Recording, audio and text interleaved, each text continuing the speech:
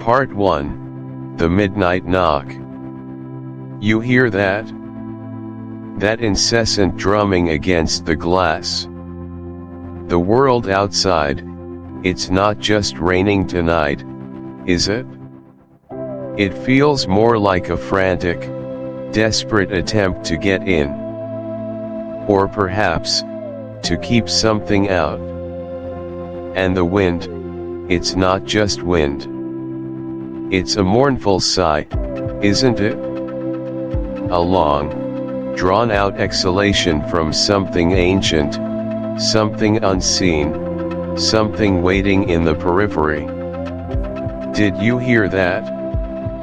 That wasn't the storm. Not the wind. Something, someone, is at the door. Or is it just the house settling? A trick of the mind? On nights like these, when the boundaries between the known and the unknowable blur, it's easy to get lost in the shadows, isn't it? To feel your own heartbeat thrumming like a drum, echoing in the quiet, empty spaces of your home. This chilling sensation, this prickle on your skin that screams presence when you know you're alone, this feeling that reality itself is just a thin veil, ready to be ripped apart by unseen claws, this, my friends, is the territory of Edgar Allan Poe. He didn't merely write about terror, he bottled its very essence, extracting its purest form and infusing it into every syllable. He understood that the most profound horrors aren't always found in graveyards or haunted mansions, but in the desolate chambers of the human mind. Imagine yourself, if you will, on just such a night.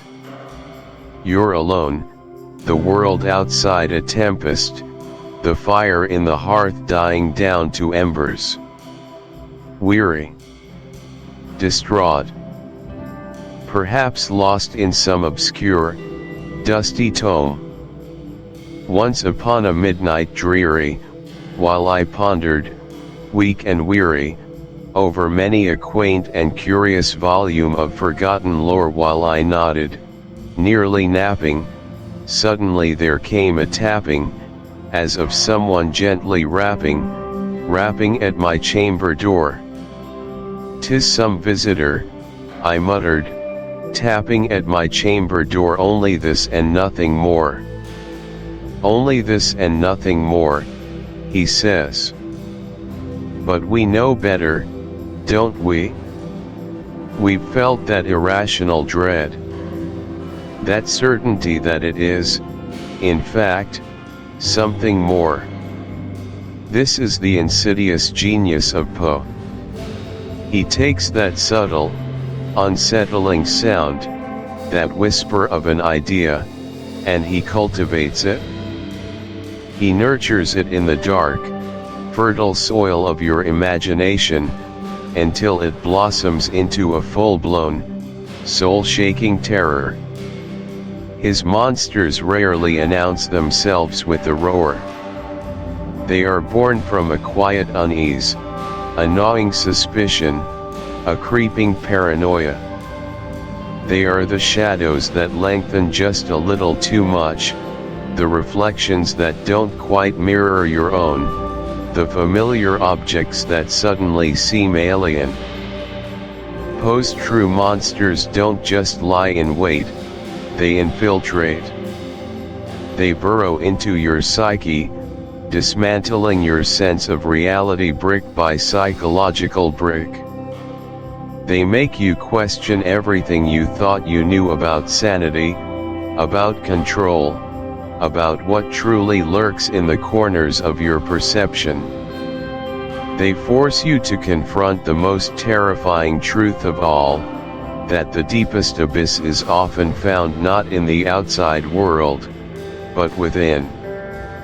And so, late at night, when the house settles, and every creak sounds like a footstep, and the world outside hums with eerie potential, when you pull the covers a little tighter, or glance nervously towards that half-open closet door, you're left with a truly chilling question. Is the monster truly under your bed? Poe, more than any other, invites us to explore that uncomfortable, terrifying space. That liminal zone where sanity frays, and reality bends, and the familiar becomes utterly, horrifyingly alien.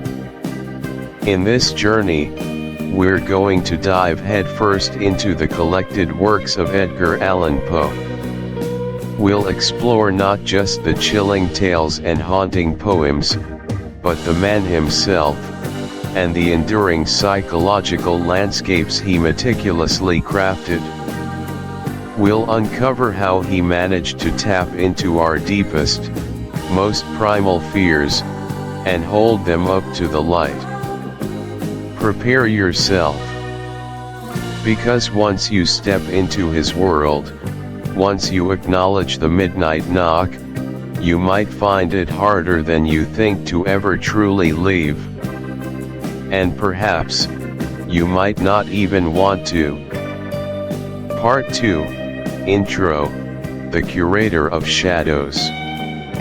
Hello, and welcome back to this quiet corner we share.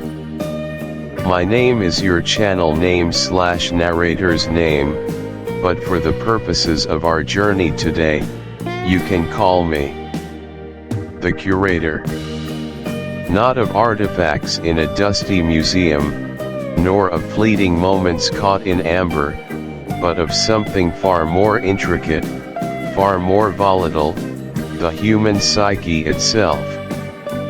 I'm here to guide you, not through grand halls of history, but through the labyrinthine corridors of thought, emotion, and often, the glorious darkness that defines us.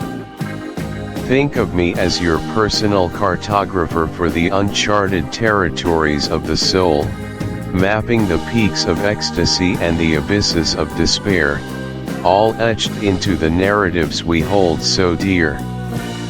My fascination lies not just in stories, but in the echoes they leave within our own consciousness, the way they illuminate the universal experiences that bind us all, from joy to sorrow, from clarity to profound, beautiful madness.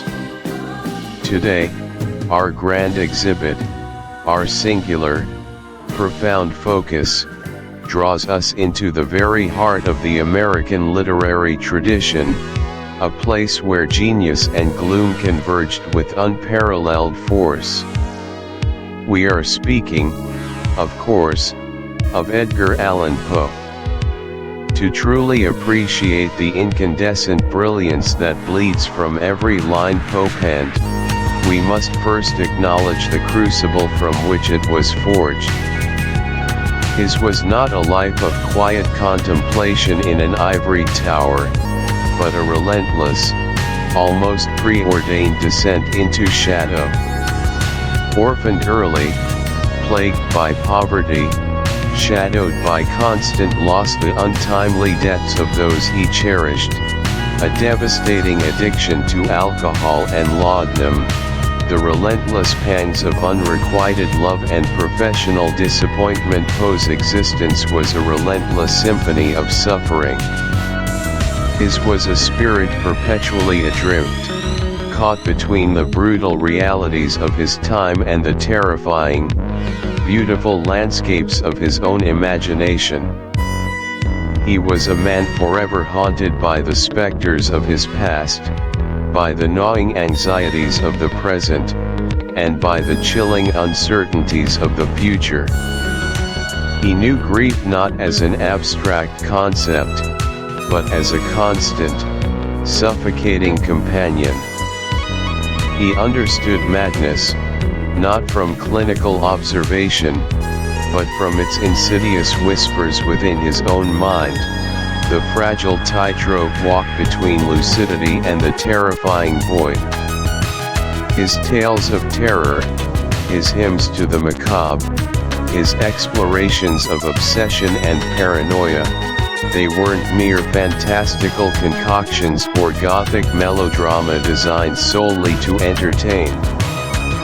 They were echoes, profound and disturbing, of his lived experience, reflections of a soul grappling with the existential dread of being, the horrifying fragility of sanity, and the inescapable, often seductive, allure of oblivion.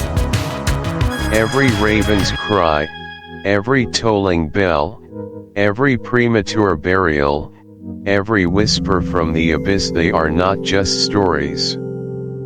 They are the deeply personal, often agonizing, testament of a man who saw the terror and the sublime woven inextricably into the very fabric of human existence. He dared to peer into the void, to grapple with the darkest aspects of the human condition, and in doing so, he showed us not just what lies beyond the veil of the mundane, but what profoundly resides, often unacknowledged, within us all. His tragedy wasn't a separate entity from his art, it was the very wellspring of his unparalleled genius, the dark, fertile soil from which his most beautiful, most terrifying, and most enduring creations blossomed. It was the lens through which he saw the world, transforming suffering into timeless art. This journey we embark upon is not a fleeting glance, it is an immersive expedition, a deep dive into the darkest, most luminous, and most intricate corners of Poe's mind and work. For the next 250 minutes, a substantial exploration, indeed, across 12 distinct portals, each carefully chosen, each painstakingly illuminated, each representing a core facet of his literary universe, we will navigate the intricate, often unsettling landscapes of his literary legacy. This is a commitment, yes, but one that promises unparalleled insight. From the chilling psyche. Chapter 1, The Thumping Heart, Guilt Manifested. Hey everyone, and welcome back to the channel. If you're anything like me, you've probably had those moments where a story just gets under your skin, where it rattles around in your head long after you've finished the last page. Well, today, we're diving into the absolute master of that particular brand of unsettling genius, Edgar Allan Poe. We're not just reading words, we're dissecting minds, peering into the darkest corners of human psychology, and perhaps, catching a glimpse of ourselves in the unsettling mirrors Poe so expertly holds up. The rhythmic thumping fades slightly but remains as an underlying atmospheric element. For me, Poe isn't just a horror writer, he's a psychological explorer, decades, even a century ahead of his time. He understood the fragile line between sanity and madness, the insidious creep of obsession, and the crushing weight of guilt better than almost anyone. And that's exactly what we're going to unravel in our very first chapter, aptly titled Chapter 1, The Thumping Heart, Guilt Manifested. We're plunging headfirst into one of his most iconic and chilling tales, The Telltale Heart. Now, before we jump into the reading, let's set the stage. Imagine a man, our narrator, who insists, vehemently, on his sanity. He tells us he's nervous, very, very dreadfully nervous, but certainly not mad. His motive for murder isn't hatred or greed, but an inexplicable, maddening aversion to an old man's vulture eye, a pale blue eye with a film over it. It's a detail so specific, so bizarre, it immediately signals that we're dealing with a mind already teetering on the edge. He meticulously plans, stealthily executes, and confidently covers his tracks, believing himself beyond reproach, beyond detection, utterly sane. But what happens when the very ground beneath his carefully constructed reality begins to crumble, not from external forces, but from within? What happens when guilt, an invisible weight, begins to manifest, not just in his mind, but in his very ears, forcing an unbearable truth to the surface? The scene I'm about to read for you is the story's terrifying crescendo, the moment where the thin veneer of sanity cracks under the unbearable pressure of a sound that may or may not exist outside the narrator's tormented mind. This is where Poe truly earns his title as a master of psychological horror. As you listen, I want you to lean in close, feel the mounting paranoia, the accelerating heartbeat that eventually breaks him. Try to immerse yourself in his fevered mind, because that's where the true terror of this story resides. The rhythmic thump-thump-thump begins to grow in volume again, becoming more prominent and slightly faster, almost frantic, building tension. Narrator, dramatic reading, voice becoming increasingly strained, panicked, and louder. No doubt I now grew very pale, but I talked more fluently, and with a heightened voice. Yet the sound increased, and what could I do? It was a low, dull, quick sound, much such a sound as a watch makes when enveloped in cotton. I gasped for breath, and yet the officers heard it not. I talked more quickly, more vehemently, but the noise steadily increased. I arose and paced the floor to and fro with heavy strides, as if excited to fury by the observations of the men, but the noise steadily increased. Oh God! What could I do? I foamed, I raved, I swore. I swung the chair upon which I had been sitting, and grated it upon the boards, but the noise drowned all over, and grew continually louder. I felt that I must scream or die. And now, again. Hark! Louder! Louder! Louder! Villains! I shrieked, dissemble no more. I admit the deed. Tear up the planks. Here, here. It is the beating of his hideous heart.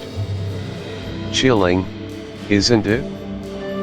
That sudden, explosive confession, born not from external proof, not from a detective's keen eye, but from an internal torment so overwhelming it shatters all pretense.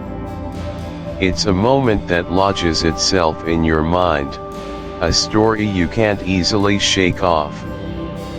And for good reason. It's not just a Chapter 2, The Birth of the Detective, Logic versus Chaos.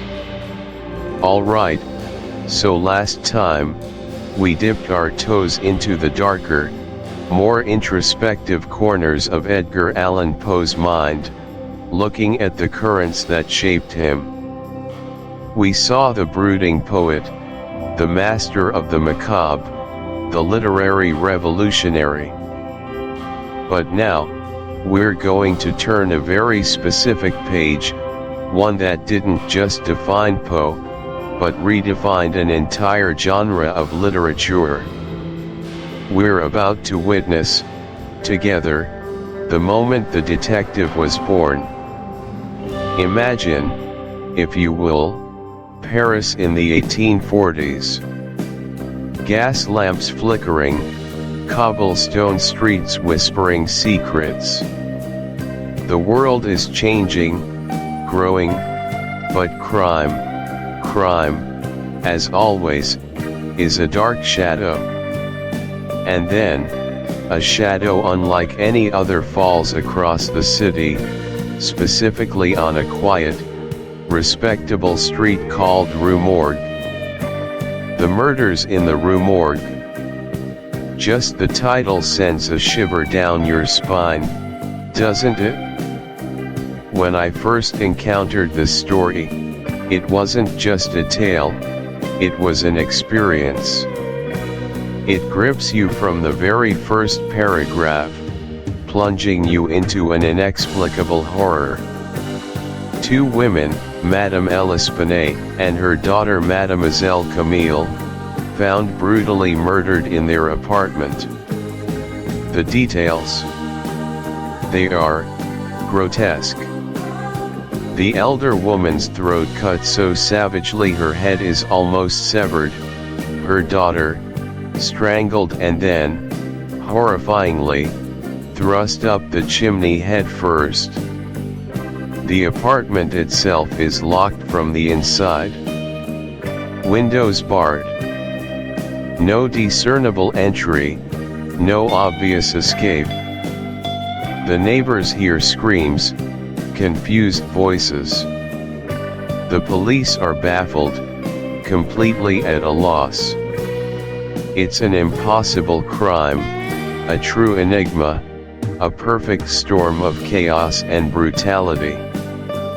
This, my friends, is where our story truly begins.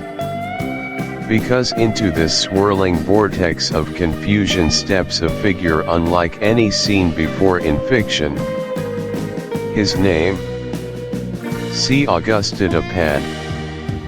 And if you've ever found yourself captivated by the razor-sharp intellect of a certain Baker Street resident, you owe a debt of gratitude to this man. Because Dupin, without a shadow of a doubt, is the grandfather of Sherlock Holmes. Think about it. The eccentric, brilliant amateur investigator who lives a nocturnal life, prefers the company of a trusted, slightly less brilliant companion, our narrator, in this case, a nameless friend, and has an almost supernatural ability to deduce the truth from the most minute details. Sound familiar? Poe laid down the blueprint, the foundational archetypes that Sir Arthur Conan Doyle would later pick up, refine, and immortalize with Holmes and Watson. Consider the shared DNA, the bohemian lifestyle, the contempt for conventional police methods, the almost surgical dissection of facts, the dramatic reveal of the solution, the intricate psychological profiling that goes beyond mere observation. Even the very structure of the stories, the presenting of an impossible enigma, the systematic gathering of clues, and the grand intellectual unveiling, all begin here. Dupin isn't just a character, he's a literary ancestor, a prototype. He's less dramatic, perhaps, than Holmes, less given to theatrical flourishes, but his mind, oh, his mind is every bit as formidable, and perhaps, in its own way, even more pioneering. And what makes Dupin so remarkable? It's not just intelligence, it's a very specific kind of intelligence that Poe himself coined a term for, ratiocination. This isn't just deduction, it's not simply observation, and it's certainly not mere intuition. Ratiocination, for Poe, is the art of analysis taken to its highest, almost philosophical degree. It's the ability to step back, to disengage from the emotional noise and preconceptions, and to see the problem not just for what it is, but for what it isn't. It's a synthesis of the imaginative and the logical, where the mind can reconstruct events with such precision that it almost feels like a magical power. Poe, a man deeply fascinated by puzzles and codes, he famously published a challenge to readers to send him ciphers that he would then solve in a magazine, believed that the human analytical faculty was one of its greatest, and most underutilized, strengths. He was, after all, a meticulous craftsman in Chapter 3, The Crumbling Mind, Environmental Psychology. Hey everyone, and welcome back to our journey through the shadowy, brilliant mind of Edgar Allan Poe. In our last session, we touched upon the foundational elements of his unique genius, the way he meticulously crafts atmosphere and dives headfirst into the human psyche. Today, we're going even deeper, pulling back the veil on one of his absolute masterpieces, a story that, for me, has always felt like a living, breathing entity itself. We're about to embark on Chapter 3, The Crumbling Mind, a deep dive into the fall of the House of Usher, and explore the unsettling realm of environmental psychology as Poe so masterfully depicted it. Now, if you've read this story, you know the chill I'm talking about. If you haven't, I highly recommend you pause right now, go read it, and then come back, because while I'll do my best not to spoil the ultimate twist, the experience of reading Poe for the first time is truly unparalleled. Alright, settled in? Good. The fall of the House of Usher isn't just a tale, it's an experience.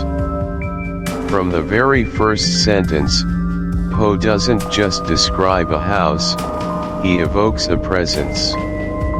Our narrator, an unnamed childhood friend of Roderick Usher, approaches the ancestral home, and immediately, we're not just looking at bricks and mortar. We're looking at something else. Poe writes of a sense of insufferable gloom, a stench of decay. He describes the building as having vacant and eye-like windows, a few decayed trees, and a ghastly tree stem.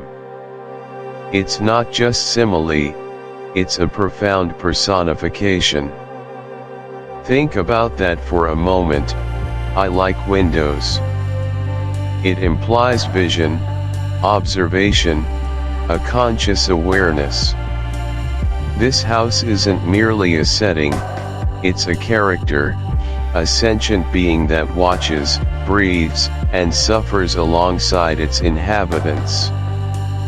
Poe imbues the Usher mansion with a life force so potent, it feels like an organism in its own right, a colossal, ancient beast that is slowly, agonizingly dying.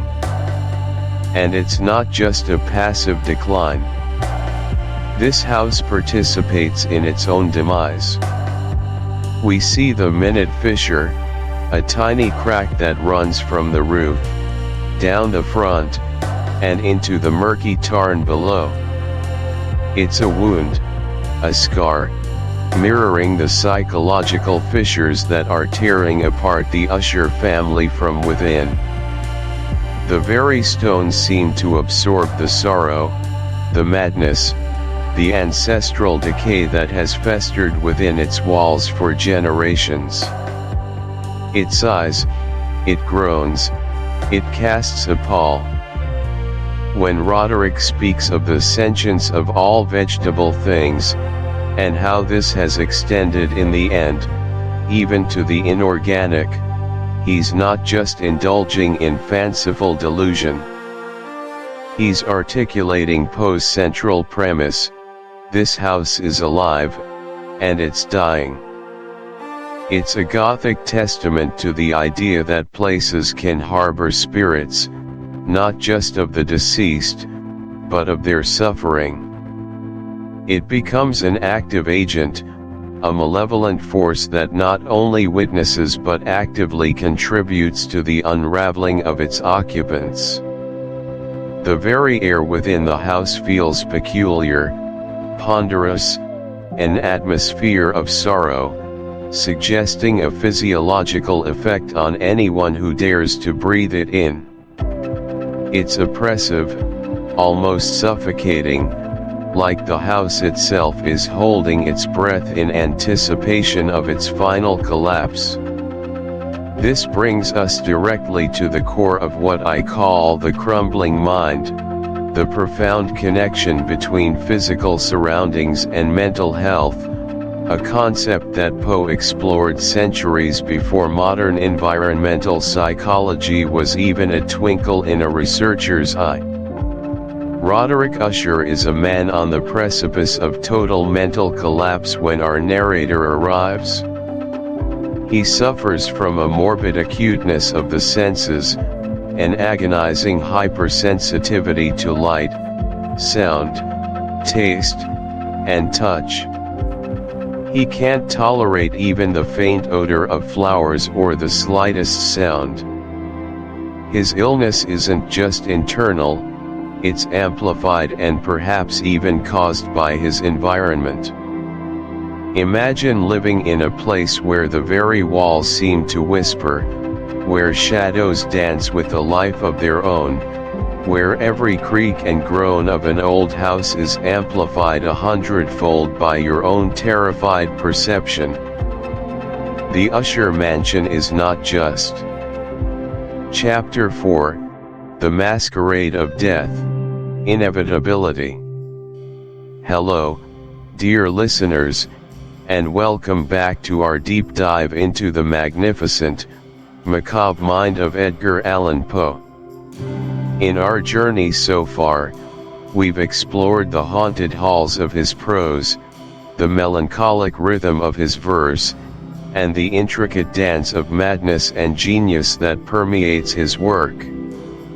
Today, we step into a realm where the vibrant collides with the morbid, where celebration masks a chilling inevitability.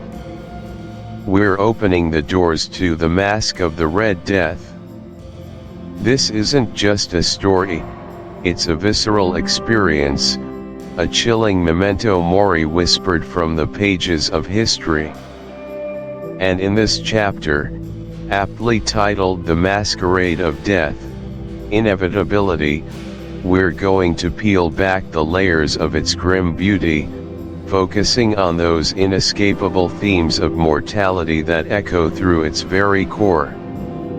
So, dim the lights, perhaps pour yourself a comforting cup of tea, or something stronger, if you dare, and prepare to visualize a world where even the most opulent sanctuary cannot escape the ultimate guest.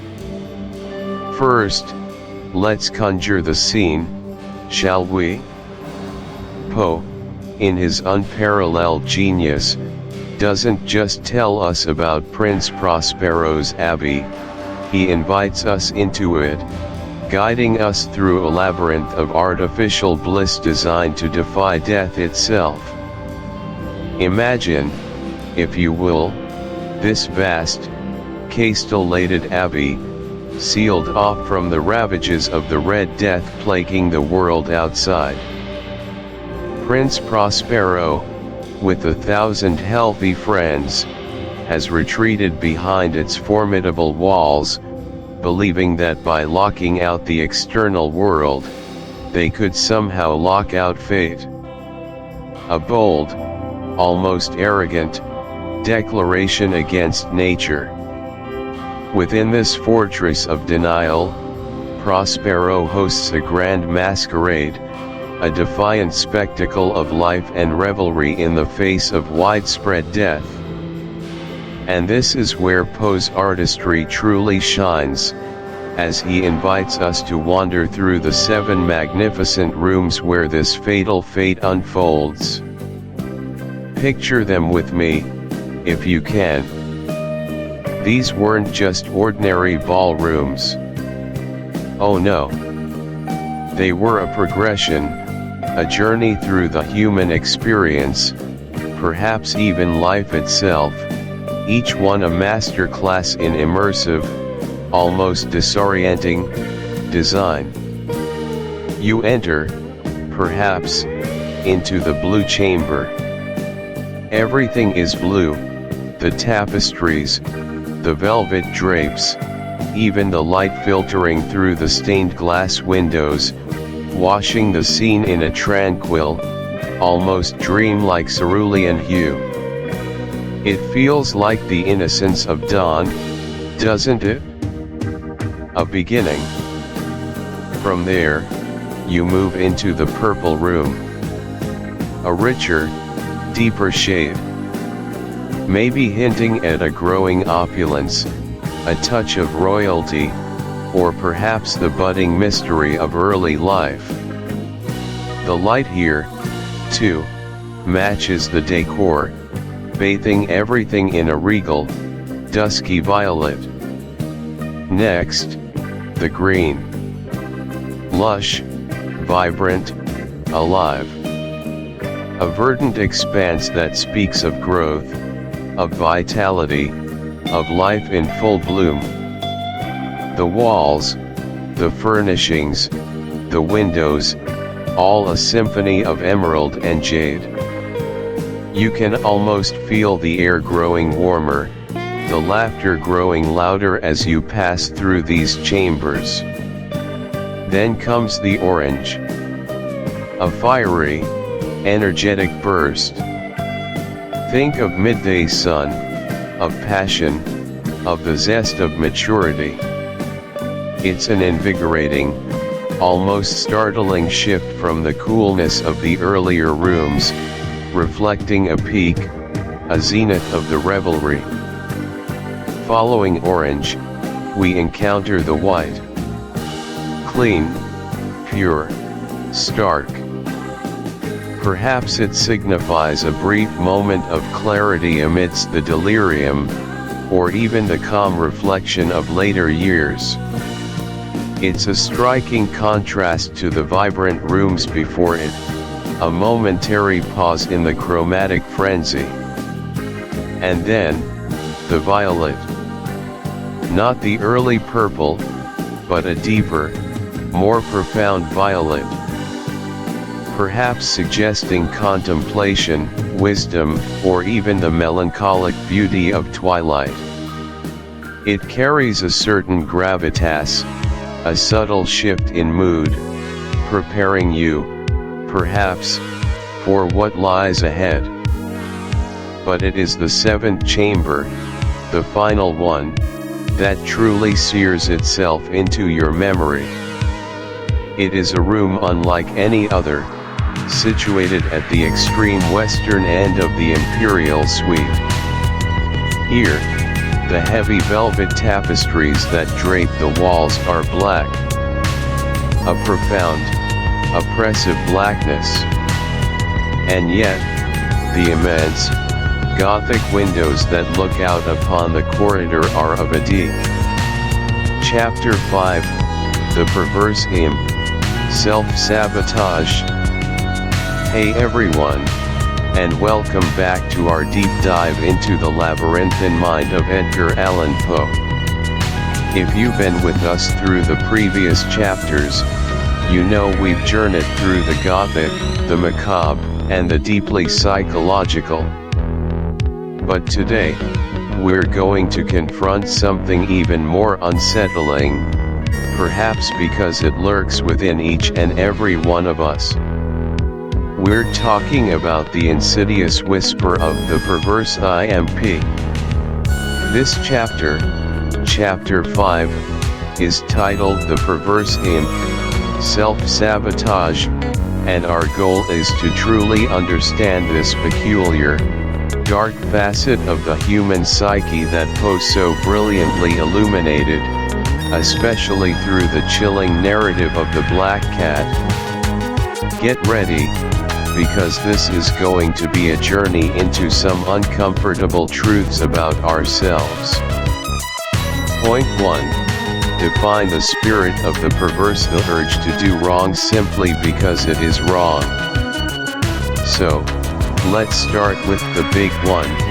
What exactly is this spirit of the perverse that Poe talks about?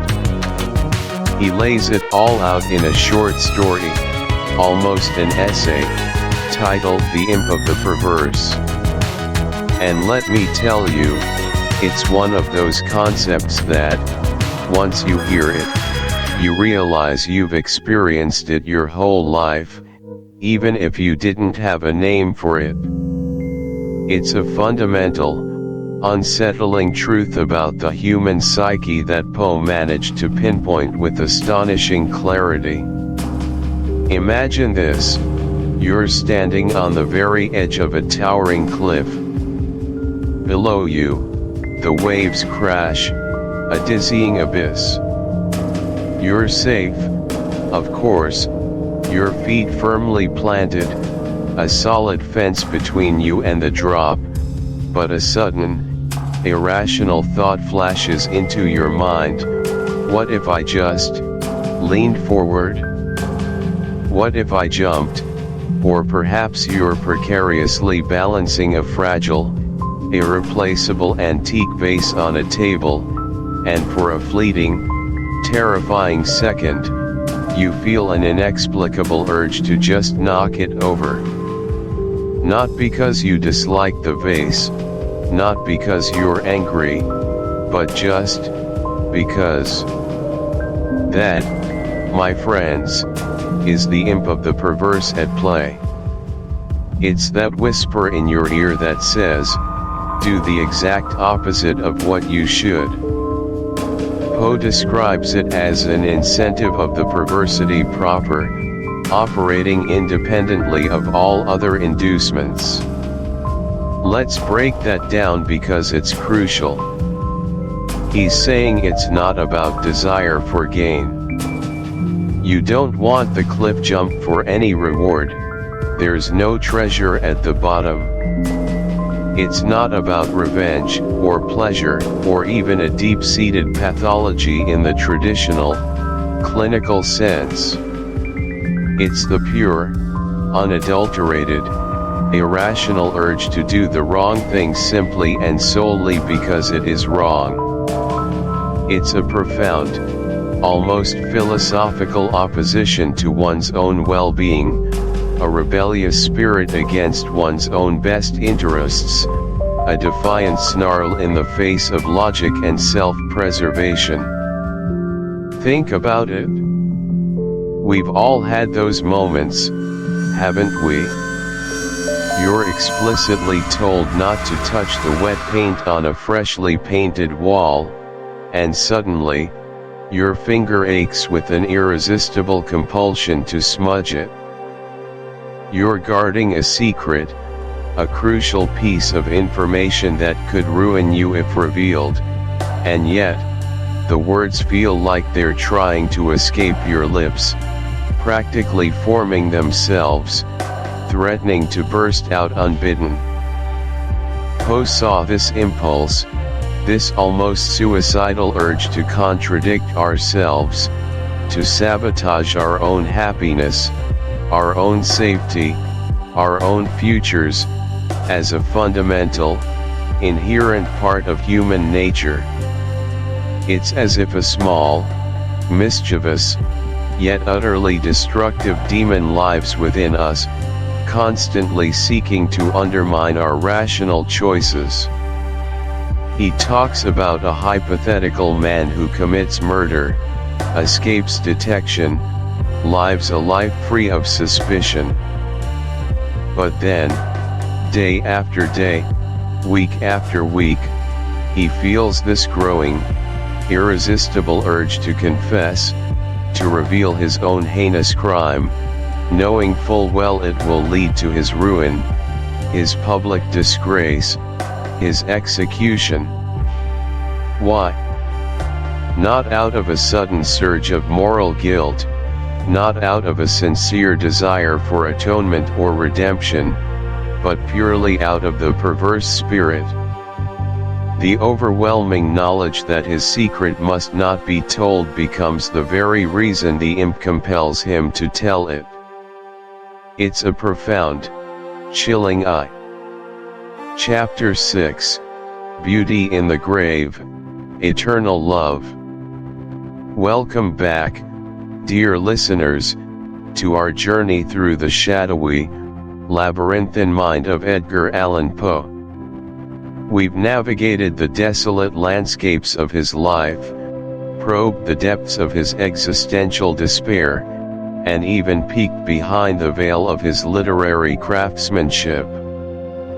But now, we arrive at a chapter that, for many, defines the very essence of Poe's romanticism, a twisted, beautiful, and profoundly disturbing take on love and loss. This is Chapter 6, Beauty in the Grave, Eternal Love. You know, when we talk about Poe, it's virtually impossible to ignore the omnipresent specter of death, particularly the death of a beautiful woman. It's not just a recurring motif, not just a haunting melody played on the strings of his broken heart, it's actually a declared artistic principle. It's fundamental to his creative philosophy. Poe himself, in his rather analytical essay The Philosophy of Composition, asserted, and I quote directly here, "The death, then, of a beautiful woman is, unquestionably, the most poetic topic in the world." Let's just pause for a moment and really let that sink in, shall we? The most poetic topic. In our modern sensibilities, with our contemporary understanding of gender, morality, and perhaps even mental health, this statement might strike us as incredibly morbid, perhaps even a little unsettling, or, dare I say, misogynistic. It's certainly provocative, designed to grab attention. But to truly understand Poe, to grasp the genius behind the gloom, we absolutely must try to step into his shoes, to see the world, and specifically beauty and loss, through his often tormented, melancholic gaze. For Poe, the death of a beautiful woman wasn't simply about tragedy, as a newspaper headline might report. Oh no. For him, it was about the ultimate, most profound poetic expression of loss, the heartbreaking preservation of an idealized beauty untainted by the ravages of age, the indignities of sickness, or the mundane decay of everyday life. Think about it, a beautiful woman, taken too soon, becomes a symbol of ultimate, unblemished perfection.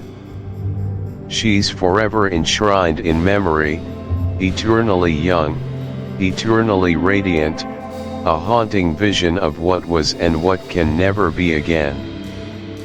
Her untimely death creates a void that, for Poe's narrators, can never truly be filled.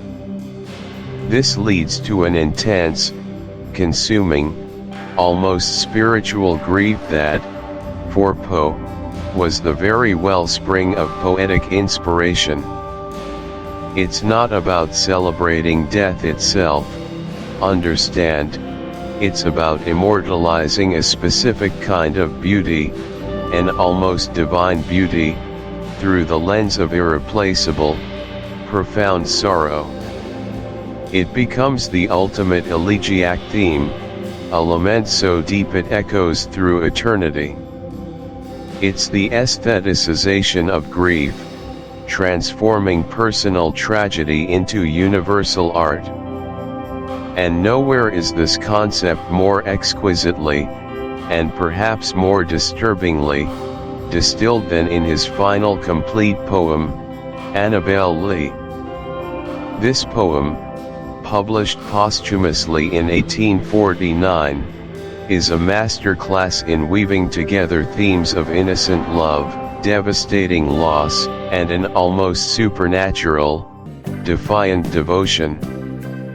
It pulsates with a melancholic longing, a desperate, almost obsessive clinging to a love that utterly refuses to acknowledge the barrier of the grave. I want to read it for you now, and as I do, I really want you to try and feel the narrator's intense, almost suffocating love, his eternal, unwavering grief. Close your eyes, if you like, and let the rhythm, the repetition, the sheer emotional weight of the words carry you away to that mythical kingdom by the sea. It was many and many a year ago, in a kingdom by the sea, that a maiden there lived whom you may know by the name of Annabel Lee, and this maiden she lived with no other thought than to love and be loved by me. I was a child and she was a child, in this kingdom by the sea, but we loved with a love that was more than love, I and my Annabel Lee, with a love that the winged seraphs of heaven coveted her and me.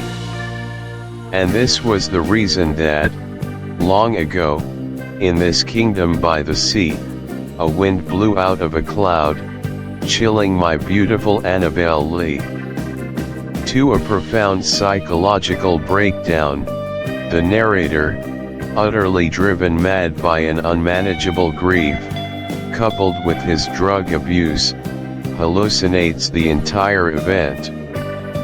He projects the idealized, overwhelming image of Ligeia onto the dying Rowena, unable to accept her permanent demise. His desire is so intense, so desperate, that his fractured mind creates the reality he so vehemently craves. This is a descent into madness fueled by an inability to let go.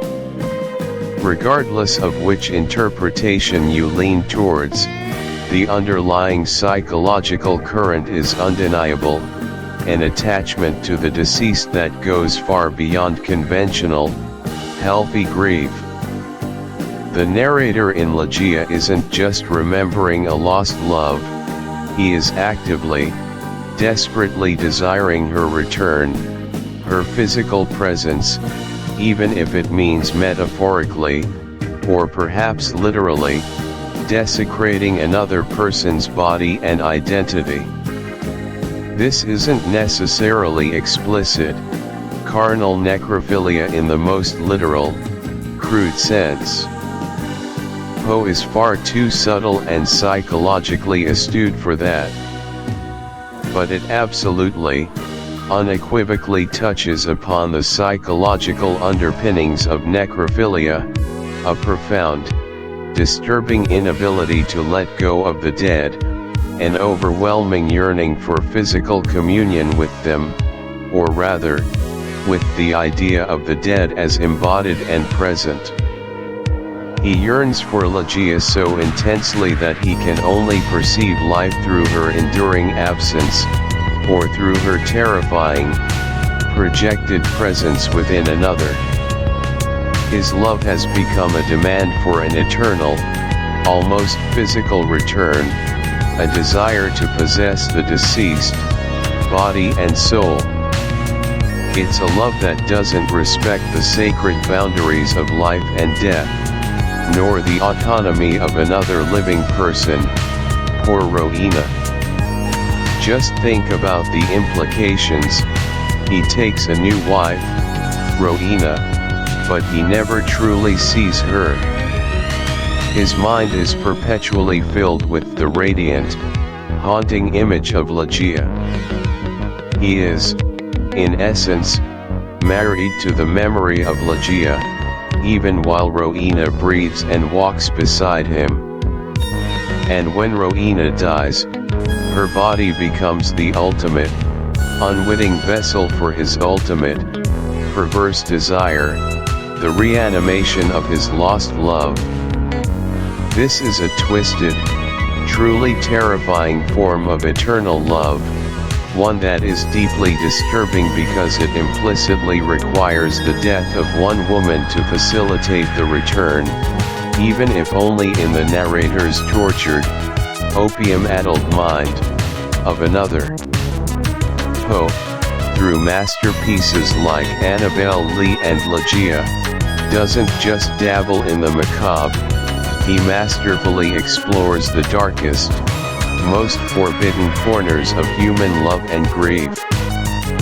He pushes us, the readers and listeners, to confront uncomfortable, often terrifying questions. At what precise point does a deep, genuine love morph into a debilitating, destructive obsession? Is it truly possible for love to transcend death in a healthy way, or does attempting to do so, clinging so desperately, inevitably lead to madness, to a distortion of reality? What does it fundamentally mean to desire a person so utterly, so completely, that their absence becomes a chilling, consuming presence, their death a living, breathing haunting that defines your every moment? These works are far more than just horror stories in the conventional sense. They are profound, unsettling psychological studies. They tap into universal human fears, the primal fear of losing loved ones, the existential fear of being utterly forgotten, and perhaps most terrifyingly, the fear of our own capacity for overwhelming, consuming, even destructive emotion. Poe understood, deeply and intuitively, that the human heart, when utterly broken and left untended, can become a breeding ground for the most beautiful, yet simultaneously terrifying, desires imaginable. His narrators, driven by this all-consuming love, these undying devotions, become figures of both immense pathos and sheer horror, forever trapped in a liminal space, an agonizing purgatory between life and death, between objective reality and subjective, fractured hallucination. For me, this is precisely where Poe's genius truly shines, where his dark star burns brightest. He doesn't shy away from the GR. Chapter 7, The Sweet Taste of Revenge. Hey everyone, and welcome back to the channel. I'm so glad you're here, diving deeper with me into the magnificent, macabre world of Edgar Allan Poe. We've journeyed through tales of obsession, madness, and the shadowy corners of the human psyche. And today, we arrive at a chapter that, for me, is perhaps the most chillingly perfect exploration of one of humanity's oldest, darkest impulses, revenge. Not the impulsive, red-hot kind, but something far more sinister. Something meticulously planned, coldly executed, and terrifyingly successful. This is Chapter 7, The Sweet Taste of Revenge, and our focus is entirely on the calculated retribution found in the Cask of Amontillado. The Cask of Amontillado. Just the title whispers secrets, doesn't it? It sounds almost inviting, like an old bottle of fine wine, promising a rich, satisfying experience. But what we get is anything but a pleasant vintage. Instead, Poe serves us a chilling cocktail of betrayal, cunning, and an ending that leaves you breathless, with a lingering taste of dread. Our story, for those who might need a refresher, is a confession. 50 years after the fact, our narrator, Montresor, recounts the tale of how he took revenge on a man named Fortunato. Fortunato, we're told, had inflicted 1,000 injuries upon Montresor, but when he ventured upon insult, Montresor vowed vengeance. And oh, what vengeance it was! What makes Montresor's revenge so utterly fascinating, so terrifyingly effective, is that it adheres to a set of rules, principles he outlines for us right at the beginning. He lays out his philosophy of perfect retribution, and by the end of the story, we see just how flawlessly he executes it. These aren't just vague ideas, they're the very blueprint of his deadly design. Let's break them down. Montresor states, a wrong is unredressed when retribution overtakes its redresser.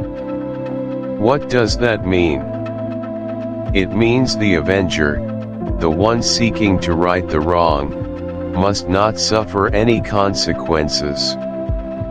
The act of revenge must be perpetrated with absolute impunity.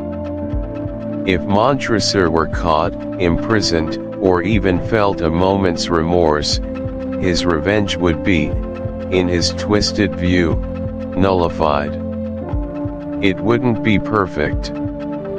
This rule elevates his crime from a simple act of violence to an art form, a carefully orchestrated performance where his own safety is paramount.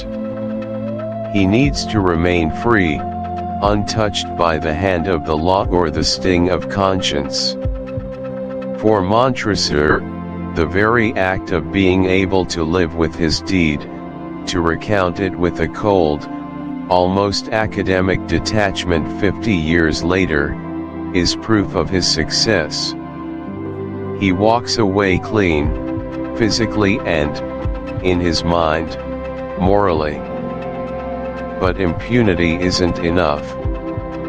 There's a second, equally crucial rule. Montresor continues, it is equally unredressed when the avenger fails to make himself felt as such to him who has done the wrong. This is the recognition factor. The victim, Fortunato, must know, absolutely, unequivocally, who is exacting this revenge and why. It can't be an accident. It can't be a random act of violence.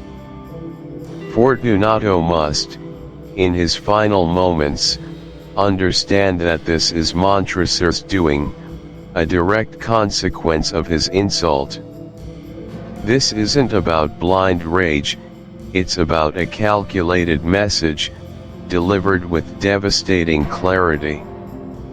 Imagine the psychological torment of realizing, not just that you're about to die, but that your killer is someone you thought was a friend, and that your own actions led you to this precise, inescapable end. It's not just the fear of death, it's the horror of understanding why and who at the very precipice of oblivion. So, how does Montresor orchestrate this? With a chilling precision that makes your blood run cold. He carefully selects the time and place, the carnival season, a time of joyous madness and masked anonymity in Italy. This setting is crucial, offering both cover and a stark contrast to the grim reality that awaits Fortunato. The streets are bustling, people are distracted, their minds on revelry, not murder. It's the perfect camouflage for Montresor's dark intentions. Transition S. Chapter 8, The Pendulum Swing, Sensory Horror. Chapter 8, The Pendulum Swing, Sensory Horror. Okay, so we've journeyed through the shadowed catacombs of Poe's imagination, explored the chilling depths of the human psyche in tales of madness, obsession, and despair. We've seen ghosts, heard ravens, and peered into crumbling ancestral homes, witnessing the slow, agonizing decay of families and minds. We've dissected the psychological unraveling, the descent into guilt-ridden paranoia. But now, my friends, we're about to step into a particular nightmare, one that, for me, doesn't just scratch at the surface of fear, but burrows deep, settling in your bones, vibrating in your eardrums, and clinging to your very breath. This is where Poe truly excels in crafting not just a profound psychological terror, but an almost agonizingly visceral, sensory horror. A kind of dread that gets under your skin, crawls into your nostrils, and echoes in the cavernous silence of your own mind, long after the last word is read. We're talking, of course, about the pit and the pendulum.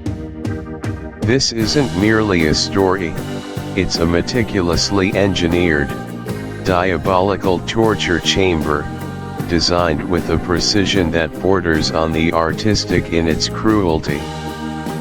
It's a masterclass in pushing human endurance, both physical and mental, to its absolute, screaming breaking point. While set within the historical brutalities of the Spanish Inquisition, its true setting is far more universal.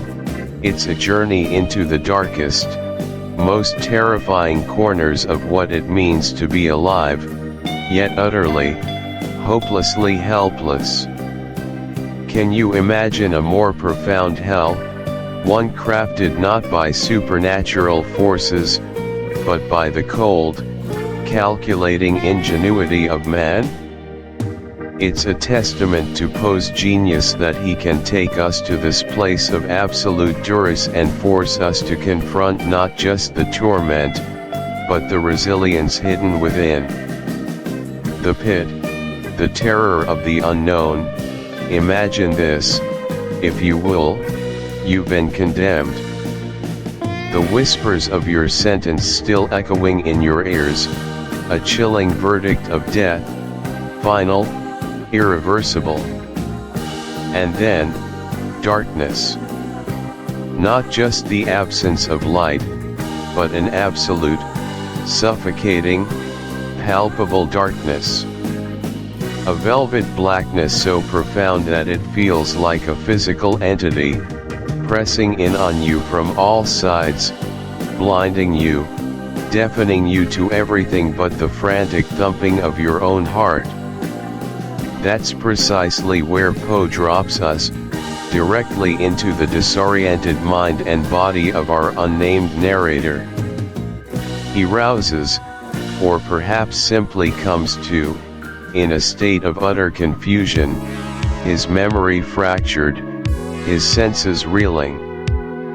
His immediate sensation isn't pain, or even fear in the conventional sense, but a terrifying absence of sensation, no reassuring light, no distinct sound beyond his own ragged breathing and the frantic pounding of his heart, no spatial awareness whatsoever.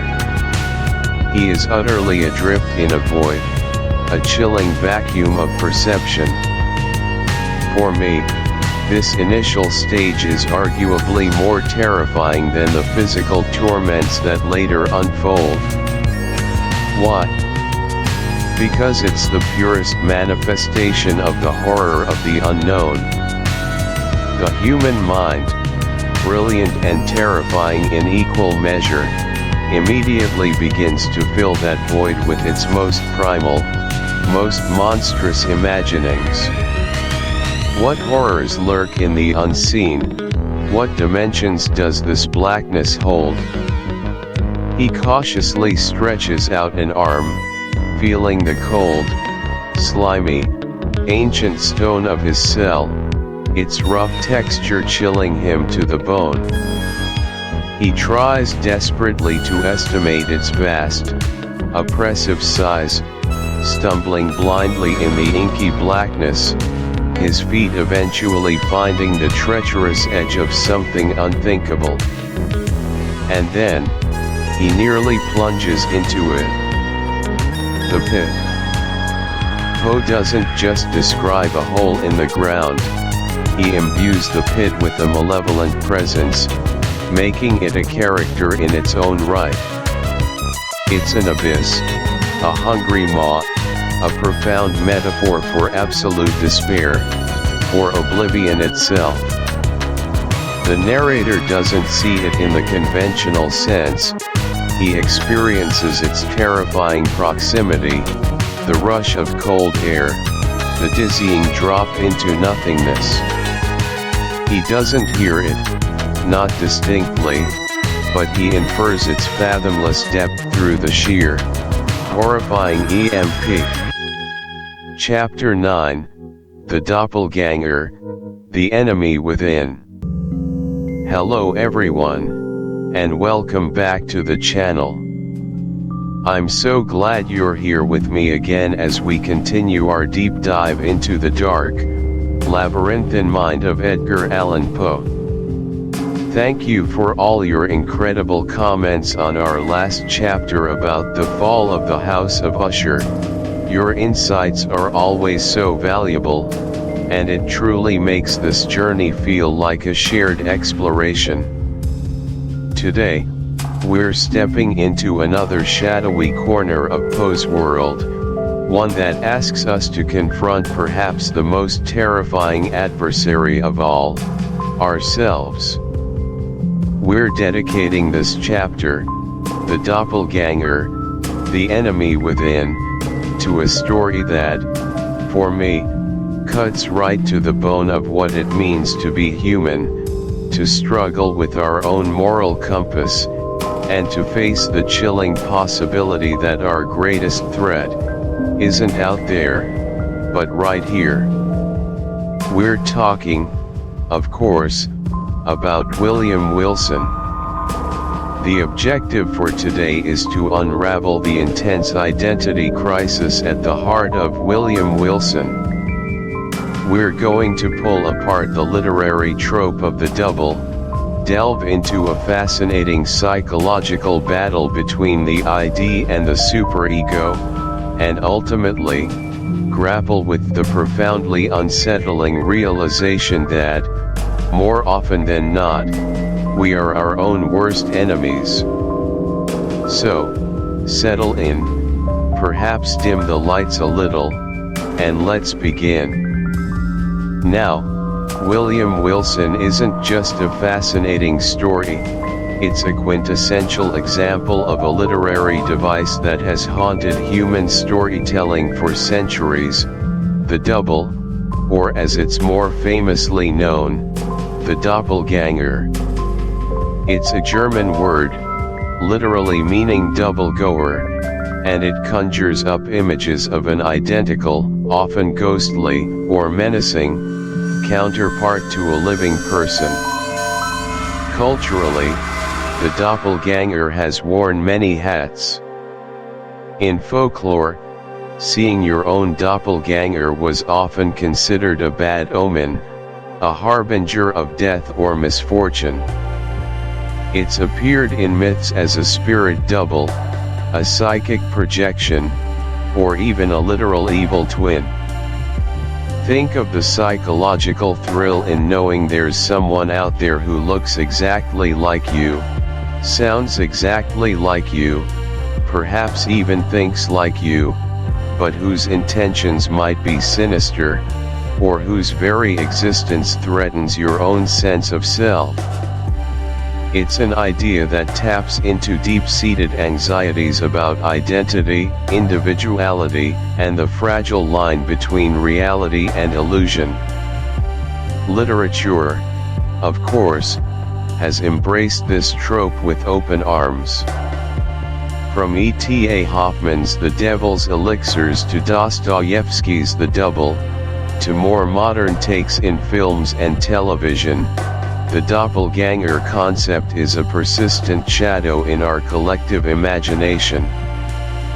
But Poe, with his characteristic genius for psychological torment, elevates it beyond a mere supernatural curiosity. In William Wilson, the doppelganger isn't just an external entity, it's a mirror, a grotesque reflection that serves a far more insidious purpose. Our protagonist, who we know only as William Wilson, and even that name, we'll soon learn, is steeped in irony, finds himself tormented by another boy at his boarding school. This other boy, coincidentally, bears the exact same name, shares his birthday, and looks remarkably, unsettlingly similar to him. But the resemblances don't stop there. The other William Wilson has the exact same stature, the same mannerisms, and a voice that, while never quite identical, is always just enough of a whisper to be unnervingly familiar. Poe masterfully plays with our perception. Is this other William Wilson a real person? A phantom? A hallucination? The story never quite gives us a definitive answer in a straightforward way, and that ambiguity is part of its power. This doppelganger doesn't physically attack our protagonist. Instead, he frustrates his schemes, exposes his deceptions, and perpetually appears to witness and quietly judge his every transgression. It's a constant, maddening presence, a shadow that clings to him throughout his life, following him from school to Eton, to Oxford, and across the continent. This isn't just about encountering your double, it's about being haunted by a living, breathing, moral mirror. And that, my friends, is WHE. Hello everyone, and welcome back to the channel. I'm so glad you're here with me again as we continue our deep dive into the dark, labyrinthine mind of Edgar Allan Poe. Thank you for all your incredible comments on our last chapter about the fall of the House of Usher. Your insights are always so valuable, and it truly makes this journey feel like a shared exploration. Your thoughts truly fuel these conversations. Today, we're stepping into another shadowy corner of Poe's world, one that asks us to confront perhaps the most terrifying adversary of all, ourselves. We're dedicating this chapter, the doppelganger, the enemy within, to a story that, for me, cuts right to the bone of what it means to be human, to struggle with our own moral compass, and to face the chilling possibility that our greatest threat isn't out there, but right here. Narrator taps chest lightly, a thoughtful gesture.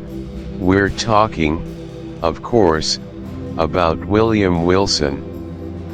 The objective for today is to unravel the intense identity crisis at the heart of William Wilson. We're going to pull apart the literary trope of the double, delve into a fascinating psychological battle between the ID and the superego, and ultimately, grapple with the profoundly unsettling realization that, more often than not, we are our own worst enemies. It's a journey into self-confrontation that only Poe could craft with such unnerving precision. So, settle in, perhaps dim the lights a little, and let's begin. Now, William Wilson isn't just a fascinating story, it's a quintessential example of a literary device that has haunted human storytelling for centuries, the double, or as it's more famously known, the doppelganger. It's a German word, literally meaning double goer, and it conjures up images of an identical, often ghostly, or menacing, counterpart to a living person. There's an inherent creepiness to the idea, isn't there? That somewhere out there, a perfect copy of you exists, perhaps living a parallel life, or worse, existing solely to mirror your own existence. Culturally, the doppelganger has worn many hats. In folklore and mythology, seeing your own doppelganger was often considered a bad omen, a harbinger of death or misfortune, a glimpse into an alternate fate. It's appeared in myths as a spirit double, a psychic projection, or even a literal evil twin, a concept that transcends cultures, from ancient Egyptian Ka to various folk tales across Europe and Asia. It's an idea that taps into deep-seated anxieties about identity, individuality, and the fragile line between reality and illusion. The fear isn't just of an external threat, but of a metaphysical one, a challenge to the very uniqueness of your being.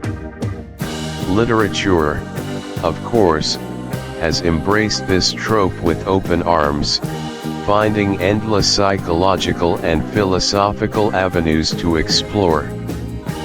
From E.T.A. Hoffman's The Devil's Elixirs and Dostoevsky's The Double, both key influences on Poe, to more modern takes in films and television like Us or Fight Club, the doppelganger concept is a persistent shadow in our collective imagination.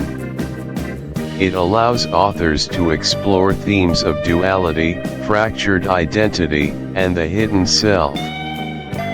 But Poe, with his characteristic genius for psychological torment, elevates it beyond a mere supernatural curiosity. In William Wilson, the doppelganger isn't just an external entity, it's a mirror, a grotesque reflection that serves a far more insidious purpose. It's less about a physical threat and more about an existential invasion.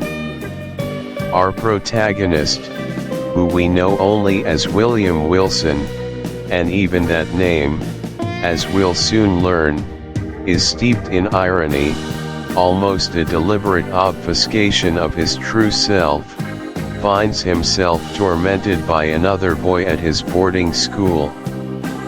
This other boy, coincidentally, bears the exact same name, shares his birthday, and looks remarkably, unsettlingly similar to him. But the resemblances don't stop there. The other William Wilson has the exact same stature, the same mannerisms, and a voice that, while never quite identical, is always just enough of a whiz. Chapter 10, Codes and Ciphers, The Puzzle Master.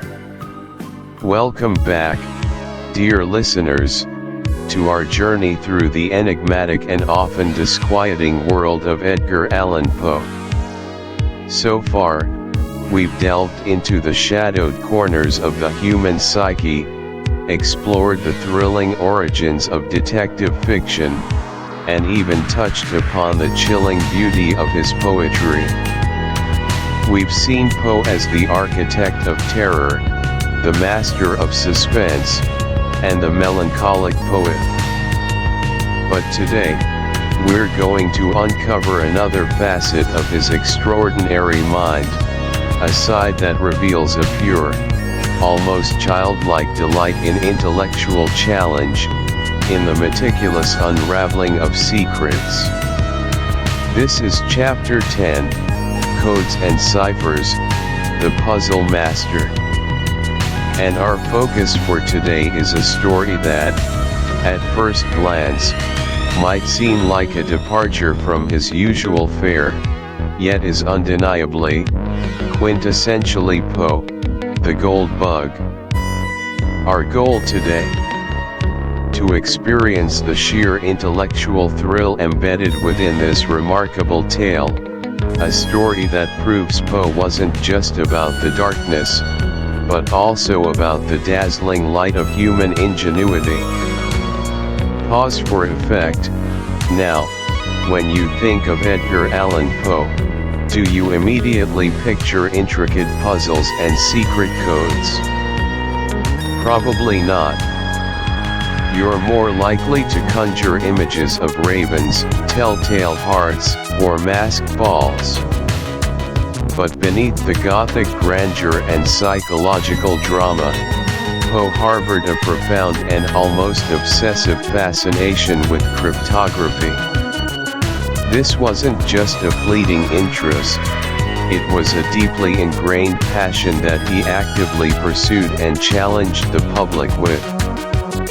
Imagine this, it's the 1840s. Poe, in his role as editor and writer for various magazines like Graham's Magazine and Alexander's Weekly Messenger, didn't just publish stories and poems. He issued challenges.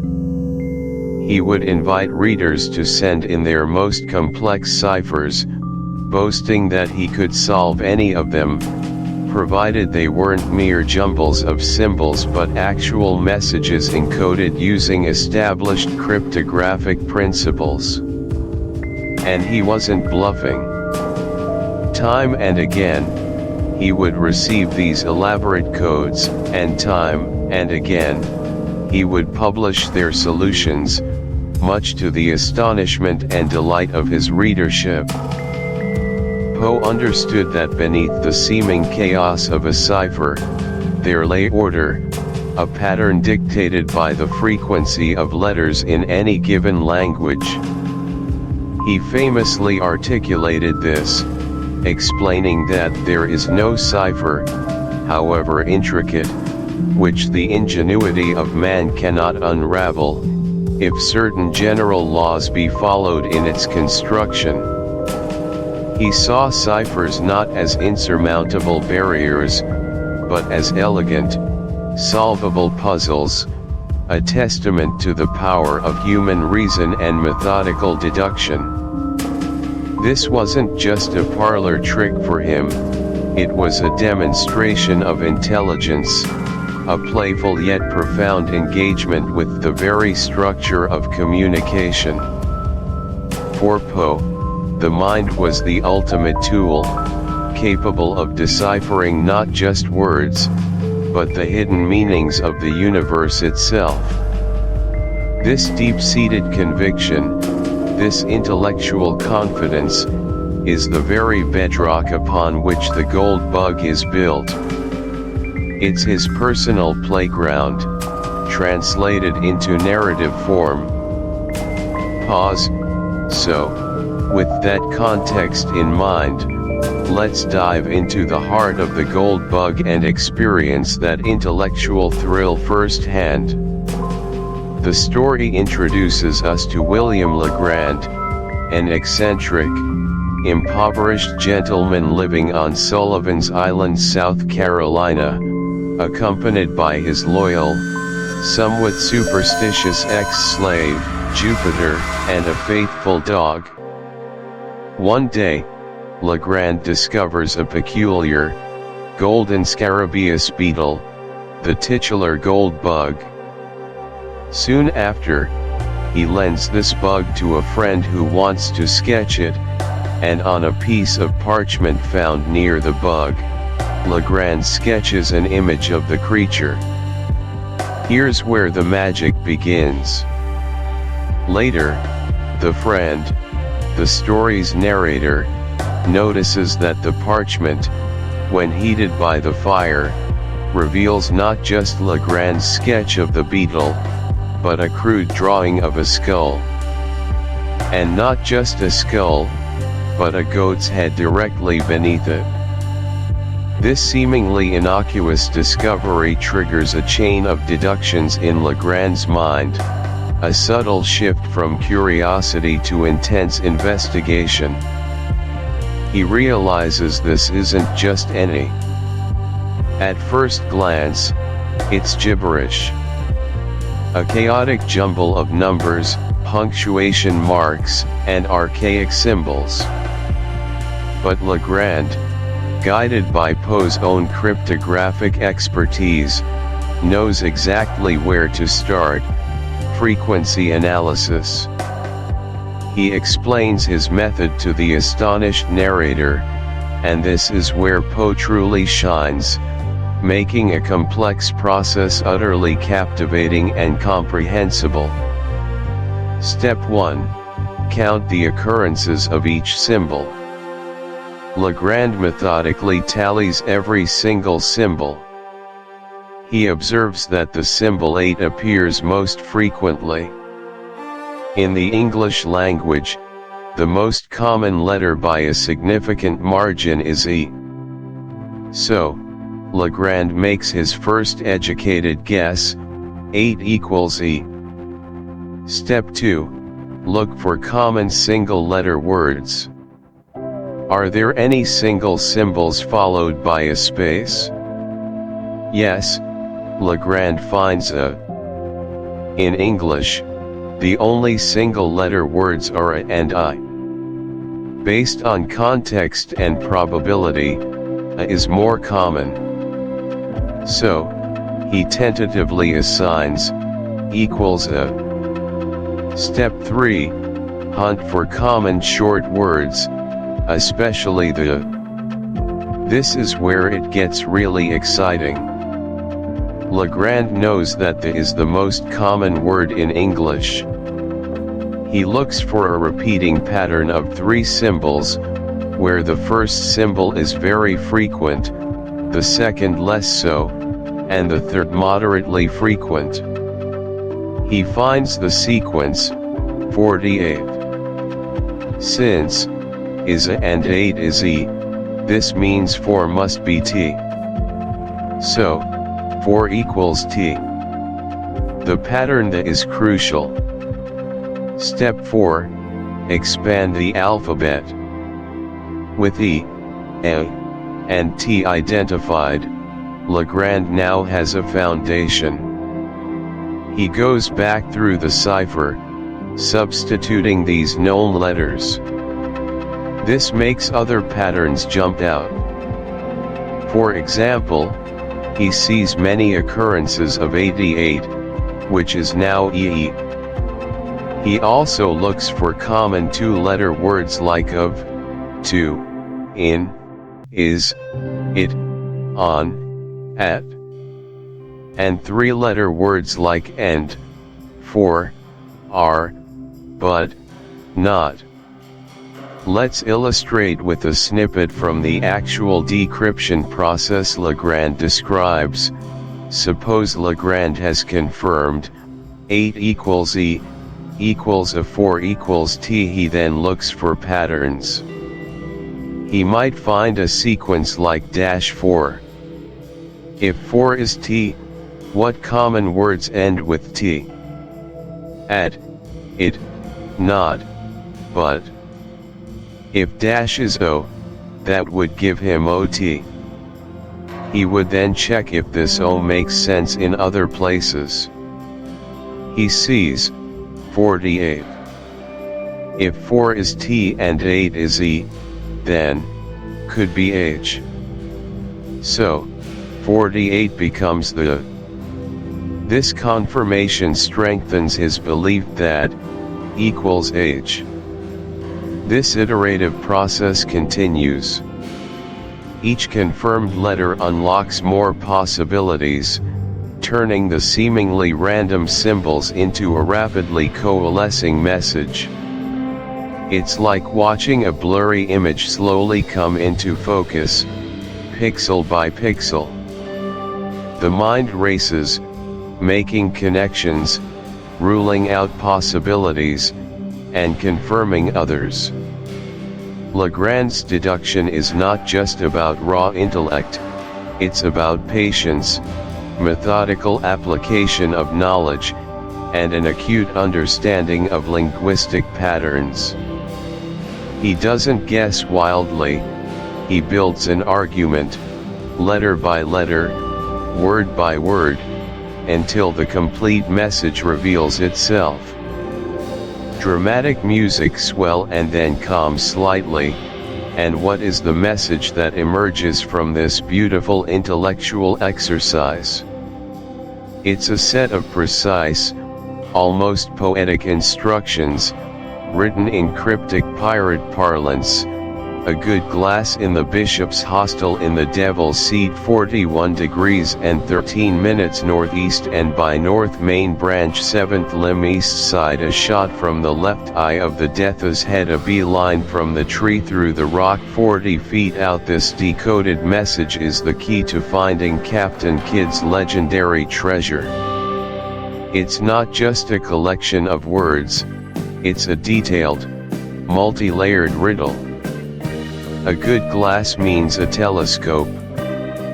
Bishop's Hostel and Devil's Seat are specific geographical markers that Legrand, through local knowledge and further deduction, can identify.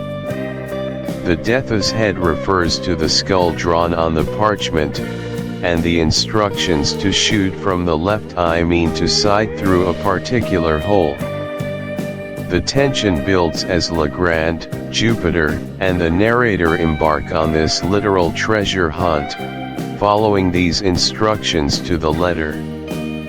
The frustration, the near misses, the physical exertion, all of it serves to heighten the anticipation. Chapter 12, The Final Mystery, Poe's Death. All right, my friends, we've journeyed through the labyrinthine minds of madmen, descended into the suffocating pits of despair, and stood on the precipice of the grotesque and the beautiful. We've unraveled the cleverest of crimes and the most profound of melancholies, all through the extraordinary lens of Edgar Allan Poe. We've reached the final chapter of our exploration into his collected works, and it feels incomplete, doesn't it? Almost as if the master storyteller himself left us with one last, chilling, and utterly unresolved mystery. Because, you see, the greatest enigma in the entire Poe canon isn't found in a dusty old manuscript or a cryptic message, but in the final, bewildering days of the author's own life. For a man who practically invented the detective story, it's a profound, almost cruel irony that Edgar Allan Poe's own demise remains one of literature's most enduring cold cases. And that, my friends, is where our final chapter truly begins, the final mystery, Poe's death. Imagine this, it's October 3, 1849. Poe is in Baltimore, a city he knew well, but also a city that, for him, seemed to hold a shadow. He was supposed to be on his way to Philadelphia for an editing job and then on to New York to arrange a marriage to a wealthy widow. A new chapter, perhaps, for a life so often mired in tragedy and financial struggle. But he never made it to Philadelphia. Instead, on that fateful day, a printer named Joseph W. Walker was heading to a polling place at Ryan's Fourth Ward polls, which was housed in a tavern called Gunner's Hall. And there, slumped in a gutter, barely conscious, disheveled, and incoherent, was Edgar Allan Poe. Walker, recognizing the famous poet, was understandably alarmed. Poe was in a deplorable state. He was wearing clothes that were clearly not his own, cheap, ill-fitting, stained, almost like a costume.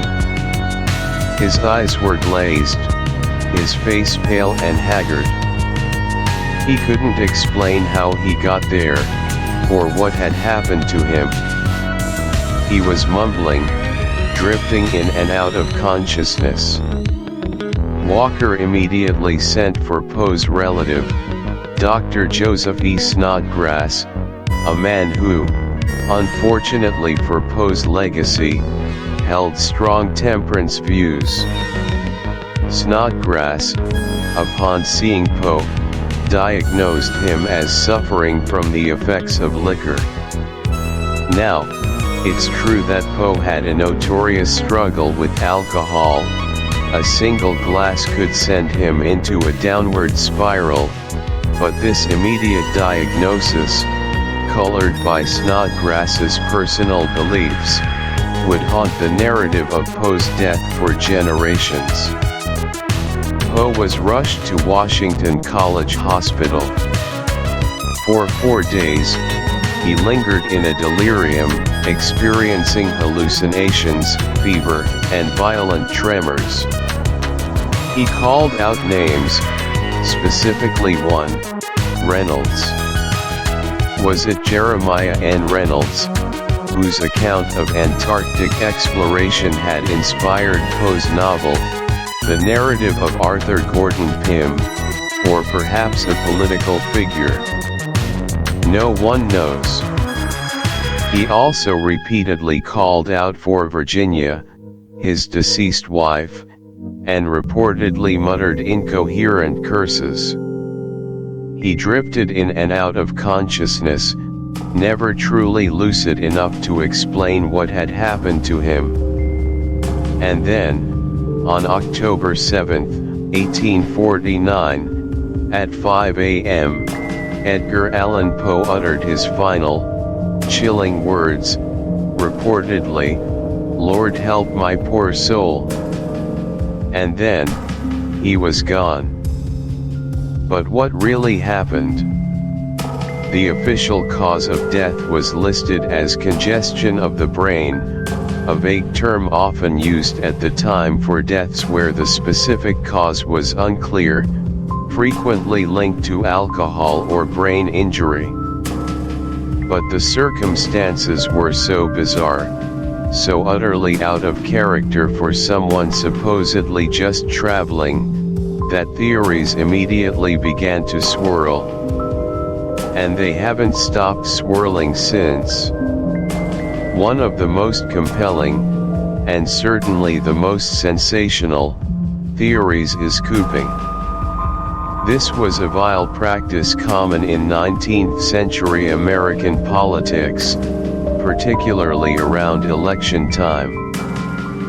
Political gangs would kidnap unsuspecting citizens, ply them with alcohol or drugs, dress them in different disguises, and force them to vote for a particular candidate at multiple polling stations. Sometimes, the victims WER. The 7-day ratiocination action plan. Hey everyone, and welcome back to the channel. We've been diving deep into the shadowy brilliance of Edgar Allan Poe, dissecting his narratives, unraveling his themes, and marveling at his mastery of psychological horror and thrilling deduction. But here's the thing about true masterpieces, isn't it? They don't just sit there on a shelf, admired from afar. The most impactful art, the most profound philosophy, it doesn't just teach you something, it changes you. It offers tools. And Poe, with all his darkness and depth, was a master craftsman of the human mind. He didn't just write stories, he laid bare the mechanics of thought, of perception, of the very urges that drive us, often to our own undoing. So, the question isn't just, what can we learn from Poe, but how can we apply Poe's insights to our own lives, today? That's exactly what this next segment is all about. It's not just a theoretical discussion, it's a practical, hands-on, 7-day journey that I like to call the 7-day ratiocination action plan. Ratiocination, a beautiful, slightly old-fashioned word that Poe himself loved, essentially means the process of exact thinking, logical reasoning. And trust me, after spending time with Poe, we know that exact thinking isn't just for solving murders in Paris, it's for understanding ourselves, our environment, and the intricate dance of our own minds. The goal here is simple, to practically apply Poe's analytical and introspective methods to sharpen your mind, deepen your self-awareness, and perhaps even unlock a little bit of that creative spark that burns so fiercely within him.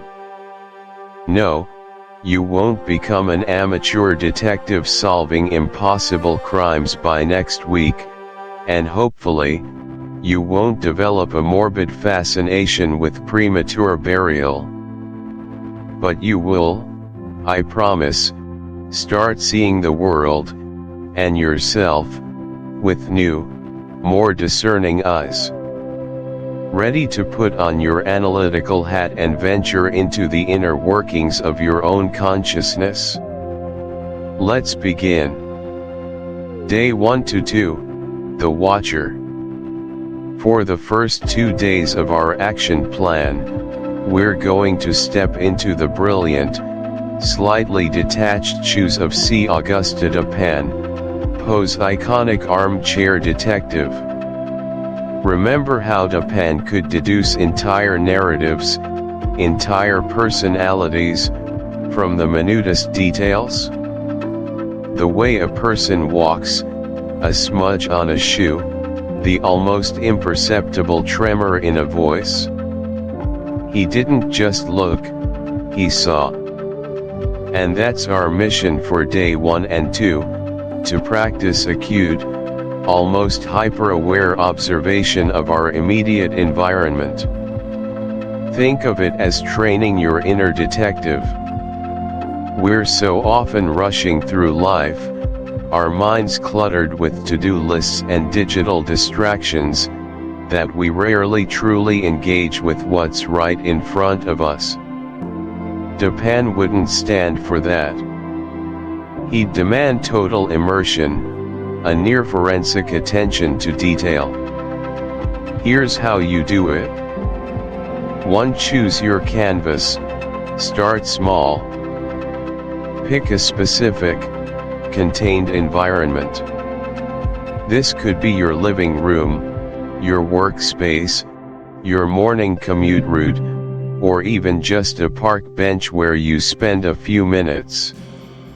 The key is familiarity, because it's in the familiar that we often miss the most.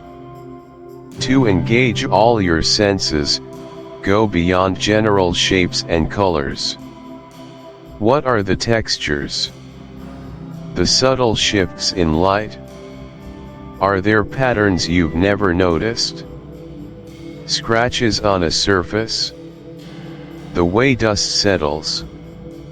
Look for things that are out of place, or things that seem perfectly in place, almost too perfectly.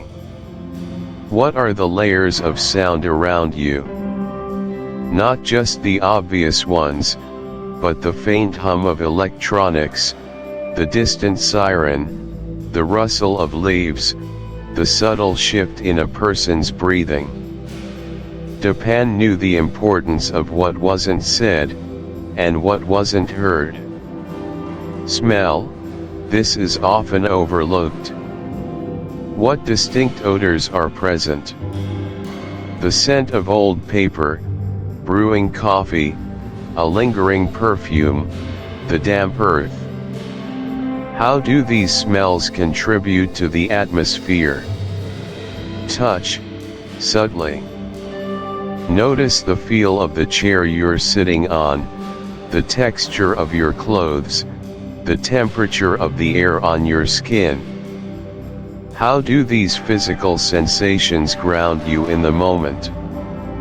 3. Look for the discrepancies and the anomalies. This is where you really start thinking like Dupin. He didn't just note facts, he noted deviation. If you're looking at a bookshelf, are all the books arranged neatly, or are some spines facing inward? Is there a bookmark in a book you haven't touched in years? On your commute, is there a new crack in the pavement? A different face on the bus? A subtle change in a store display? These small incongruities often hold the most interesting stories. 4. Practice reading situations and people. This is a delicate art, and one Dupin mastered. Observe interactions. How do people hold themselves?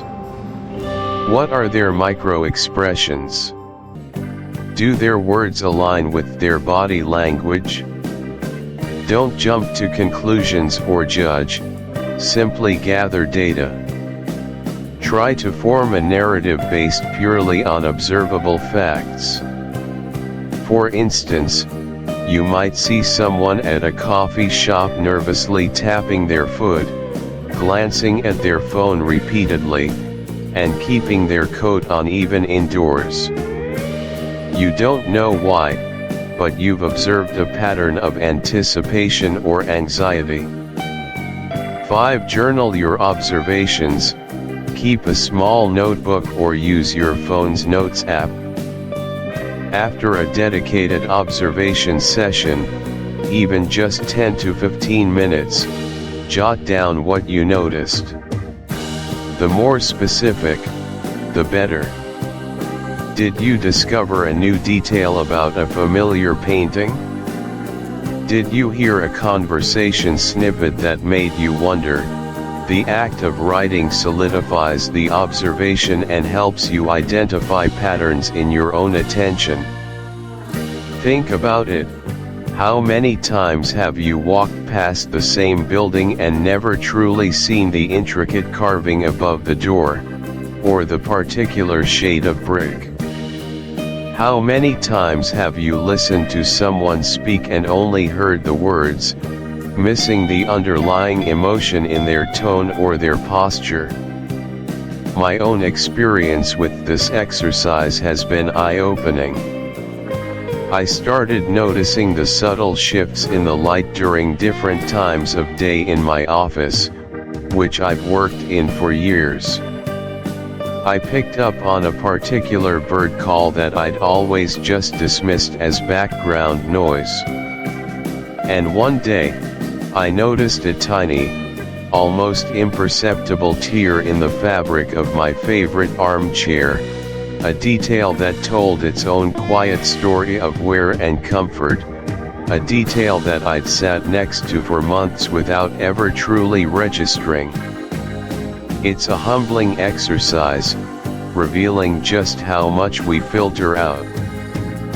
For the next 2 days, commit to being a silent observer, a data collector, a human camera, and microphone. Let the world unveil its hidden details to you. See what stories emerge from the overlooked. Because, as Dupin knew, truth often resides in the periphery. Day 3 to 4, Shadow Work. Journal about your imp of the perverse and intrusive thoughts. Alright, if day 1 and 2 were about looking outward with Dupin's keen eye, day 3 and 4 are about looking inward, into the darker, more unsettling corners of our own minds, much like Poe himself often did in his most psychologically intense works. This is where we confront what Poe famously called the imp of the perverse. What is the imp of the perverse? It's that inexplicable, almost defiant urge to do precisely what we know we shouldn't do, simply because we know we shouldn't.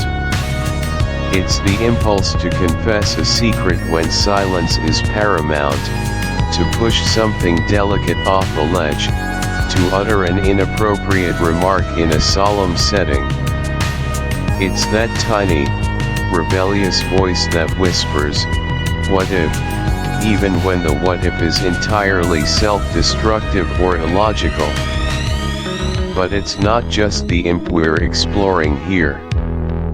We're also talking about intrusive thoughts, those unwelcome, often disturbing images, ideas, or urges that pop into our heads unbidden. They can be violent, sexual, bizarre, or simply nonsensical.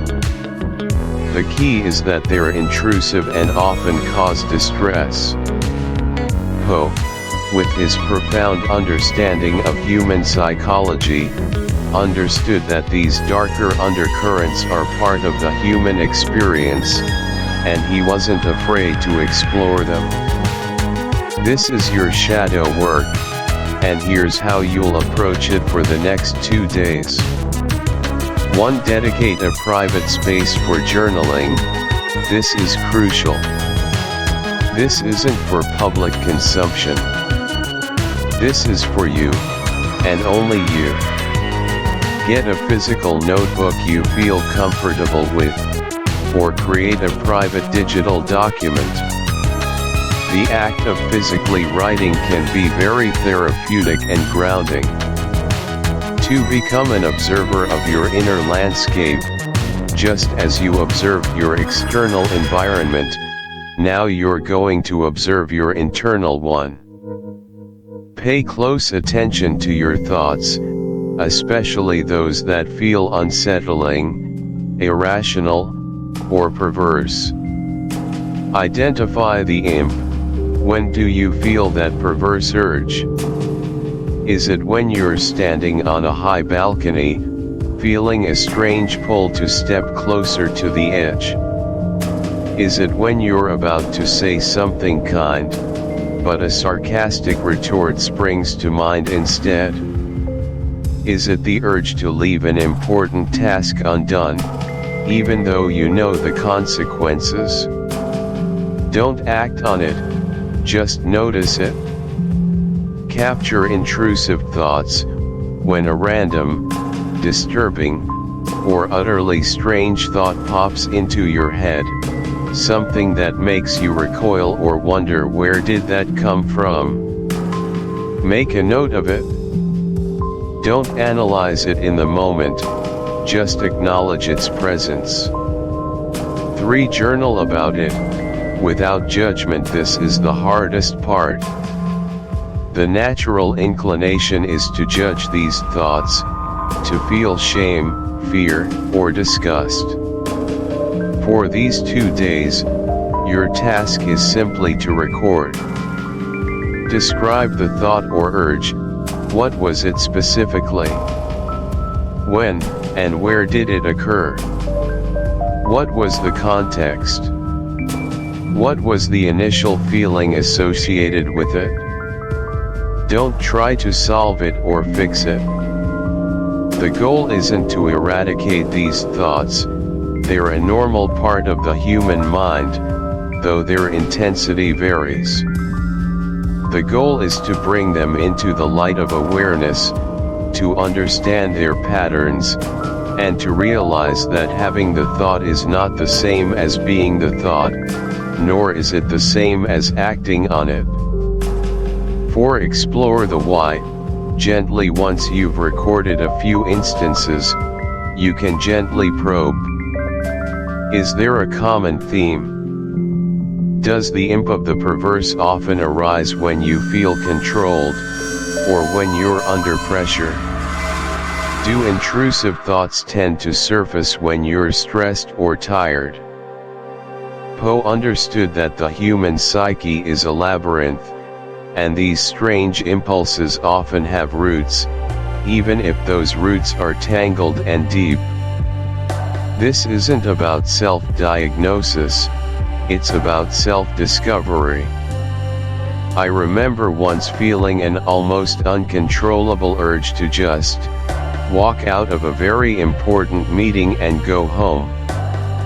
Not because I was sick, not because I had somewhere else to be, but purely for the rebellious thrill of defying expectation, of just not doing what I was supposed to. It was my own little imp, whispering that subversive suggestion. Journaling about it helped me realize it often crops up when I feel a loss of agency in my professional life. It didn't make the urge disappear, but it made me understand it, and understanding is the first step towards navigating. This exercise can be challenging, even uncomfortable. It requires courage to look at the parts of ourselves we often try to ignore or suppress. But Poe showed us the power in confronting these shadows, in understanding the complex, sometimes dark, machinery of our own minds. By acknowledging your imp and your intrusive thoughts, you begin to strip them of their power. You see them as phenomena, not as definitions of who you are. Embrace the uncomfortable. This isn't about fixing, it's about seeing, about understanding, and ultimately, about gaining a deeper, more holistic self-awareness, just as Poe dissected the human soul in his tales. For the next 2 days, let your journal be your confessional and your laboratory. Day 5 to 7, Creative Channeling. Transmute a personal fear into a poem or short narrative. You've sharpened your observation skills like Dupin. You've bravely stared into the psychological abyss of your own mind, acknowledging your imp of the perverse and your intrusive thoughts.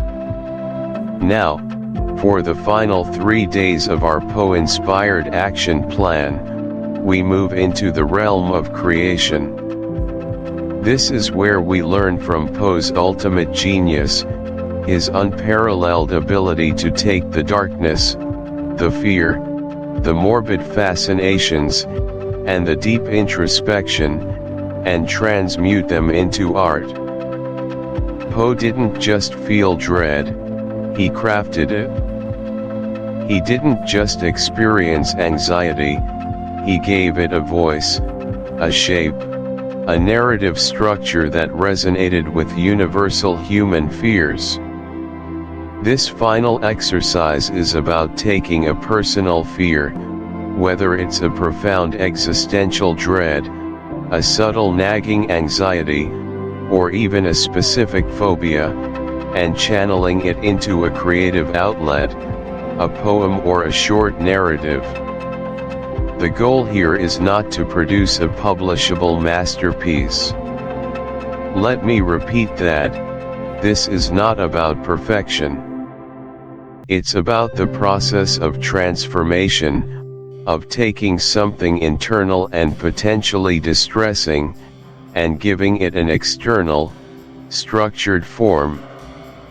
It's about understanding your fear by shaping it, playing with its elements, and ultimately, gaining a sense of agency over it. Here's your roadmap for day 5, 6, and 7. 1. Identify your fear. Go back to your journal from day 3 to 4, or simply reflect. What's a fear or anxiety that has been present in your life? It doesn't have to be a grand, dramatic fear. It could be the fear of failure, the anxiety of loneliness, the dread of public speaking, a fear of heights, or even a subtle, unnamed unease you carry.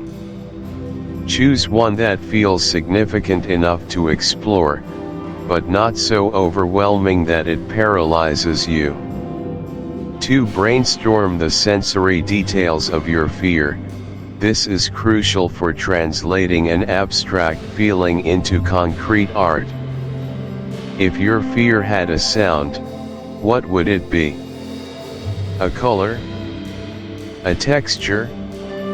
A smell? What images does it conjure? Is it a cold, empty room? A flickering shadow? A suffocating weight? How does it make your body feel? Does your heart race? Do your palms sweat? Is there a tightening in your chest? Poe was a master of atmosphere. He built worlds out of sensory details to evoke emotion. Do the same for your fear. 3. Choose your medium, poem or short narrative.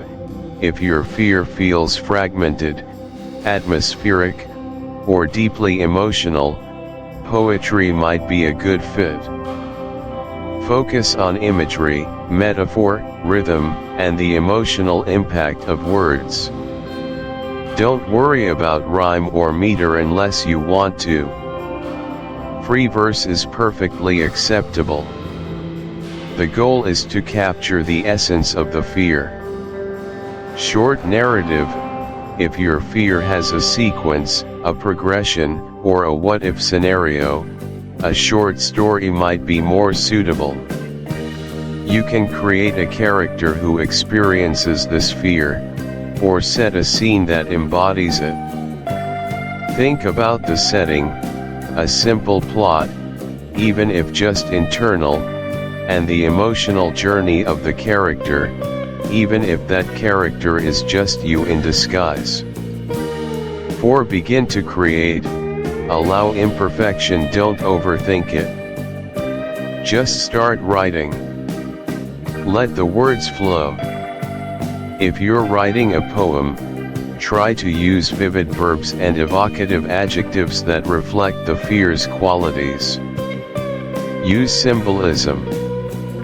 What could represent this fear? A raven? A ticking clock? A crumbling house? If you're writing a story, focus on building atmosphere. Describe the setting, the sensory details you brainstormed. Let the fear manifest in the environment or in the character's internal monologue. Remember Poe's incredible use of language to build suspense and dread. Even if it's just a few paragraphs, aim for that immersive quality. 5. Reflect and refine. Optional, but recommended after you have a draft. Step away for a bit. Then come back and read it aloud. How does it sound? Does it evoke the feeling you intended? You can refine it, add more detail, or just leave it as a raw expression. The act of externalizing the fear is the most important part. For me, One of my subtle anxieties has always been the fear of creative stagnation, of losing my voice. It's not a dramatic falling off a cliff kind of fear, but a creeping dread. I once channeled this into a very short, almost prose poem about a writer's desk slowly being consumed by dust and silence, the words on the page fading like old ink. It was melancholic, and a little unsettling, but the act of writing it, of giving that amorphous anxiety a tangible form, made it feel less overwhelming. It transformed it from a silent, internal pressure into something I had created, something I could observe. This exercise is incredibly liberating. It's a testament to the human spirit's ability to take its deepest vulnerabilities and turn them into something beautiful, something communicative, something ultimately empowering. Poe didn't just wallow in his despair and darkness, he wrestled with it, shaped it, and presented it to the world as art. You have that same power. Let your fear become your muse. Give it a voice, a shape, a narrative. For these final 3 days, become the alchemist, transmuting leaden fear into golden expression. Conclusion: the echoes of Poe in your life. So there you have it, the 7-day ratiocination action plan. Day 1 and 2. The Watcher, sharpening your perception of the external world, seeing details you've always overlooked, much like Dupin. Day 3 and 4, Shadow Work, bravely journaling about your imp of the perverse and intrusive thoughts, exploring the psychological depths Poe so masterfully charted. And Day 5 through 7, Creative Channeling, transforming a personal fear into a poem or short narrative, embracing the cathartic and empowering act of creation, just as Poe did with his own profound anxieties. This isn't just an intellectual exercise, it's a journey into mindful living, into deeper self-awareness, and into unlocking your own inherent creativity. Poe, in all his genius and his struggles, gifted us not just stories, but a blueprint for understanding the intricacies of the human experience. He showed us that the greatest mysteries aren't always out there in the foggy streets of Paris, but often reside within the confines of our own skulls. By engaging in this 7-day plan, you're not just appreciating Poe, you're living a little bit of Poe. You're embodying his analytical rigor, his introspective courage, and his transformative creative spirit. I truly hope you'll take on this challenge. And I'd love to hear about your experiences in the comments below. What did you observe? What did you uncover in your shadow work? How did your fear manifest creatively? Share your insights. Let's build a community of modern-day ratiocinators.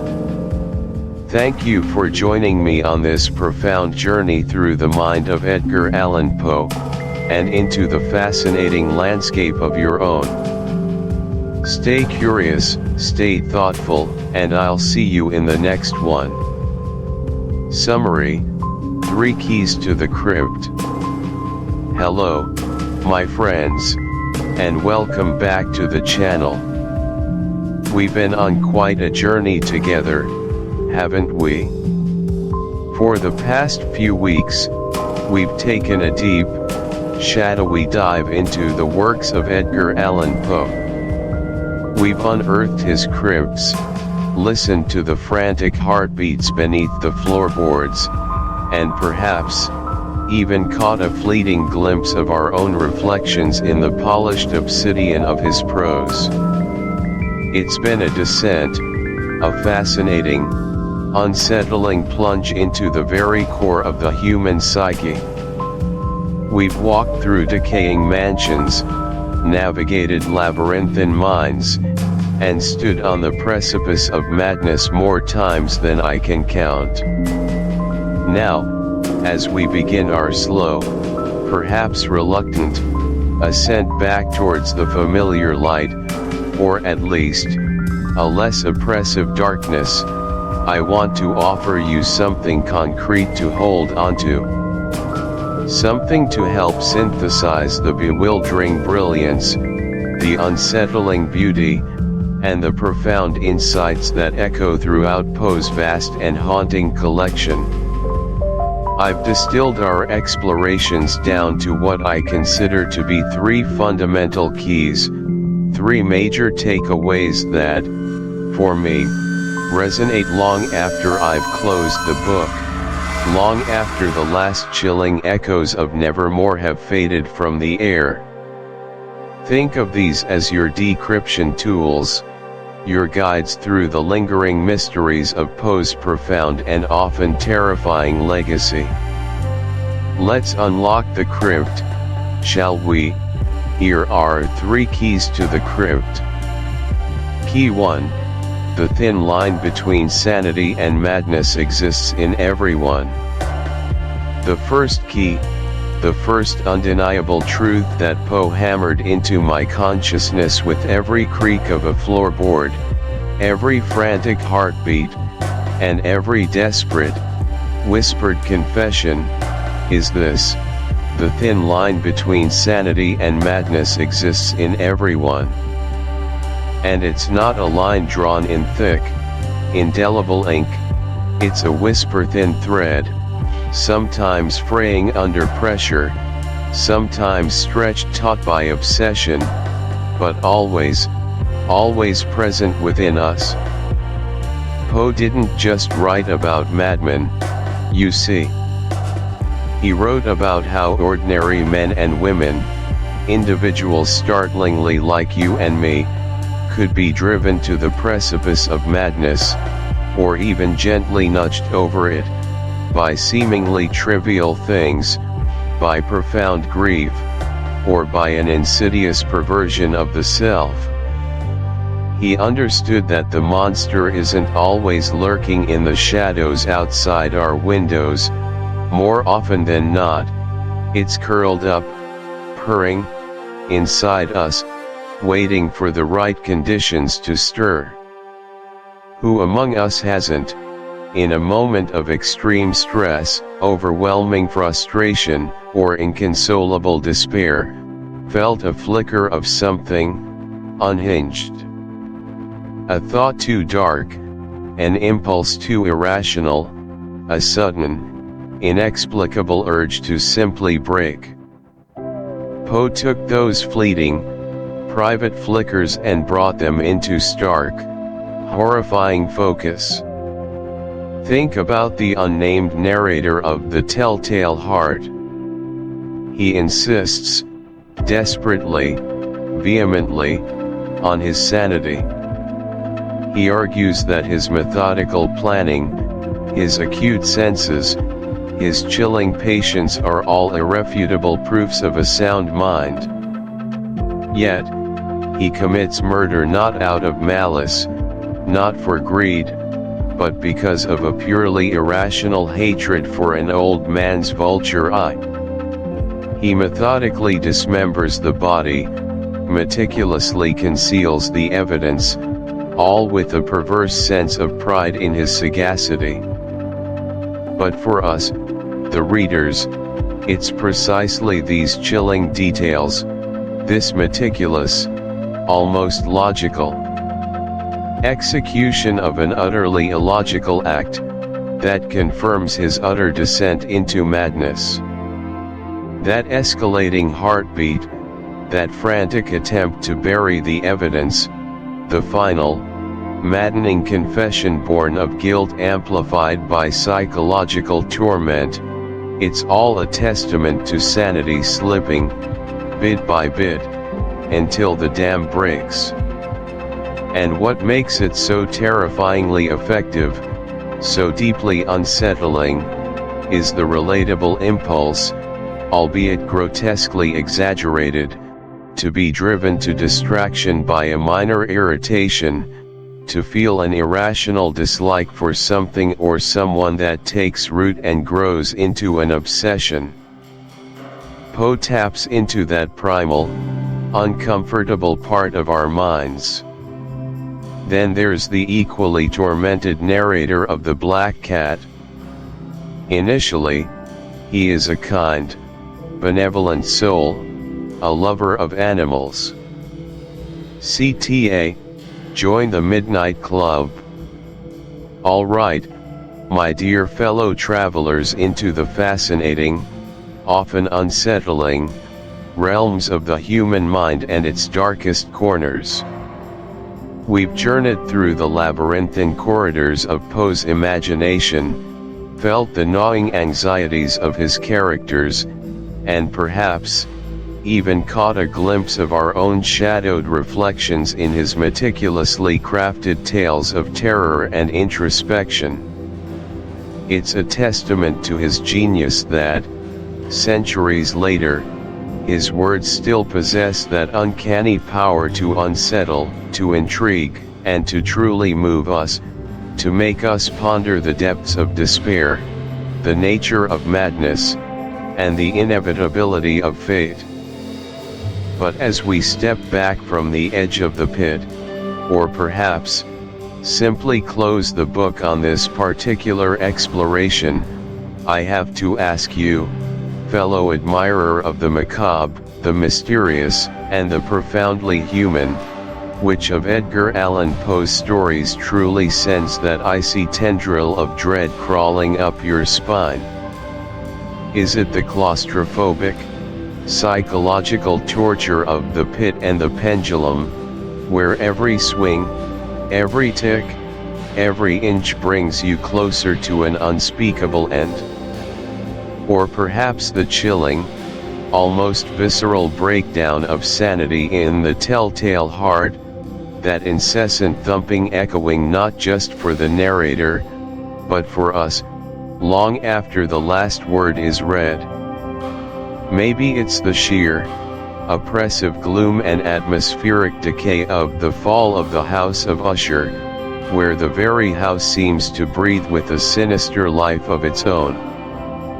Or, for those with a taste for the deliciously dark, the cunning, slow agony of revenge perfected in the cask of Amontillado, sealing a man's fate with mortar and brick, one silent stone at a time. For me, personally, oh, it's always a tough choice, isn't it?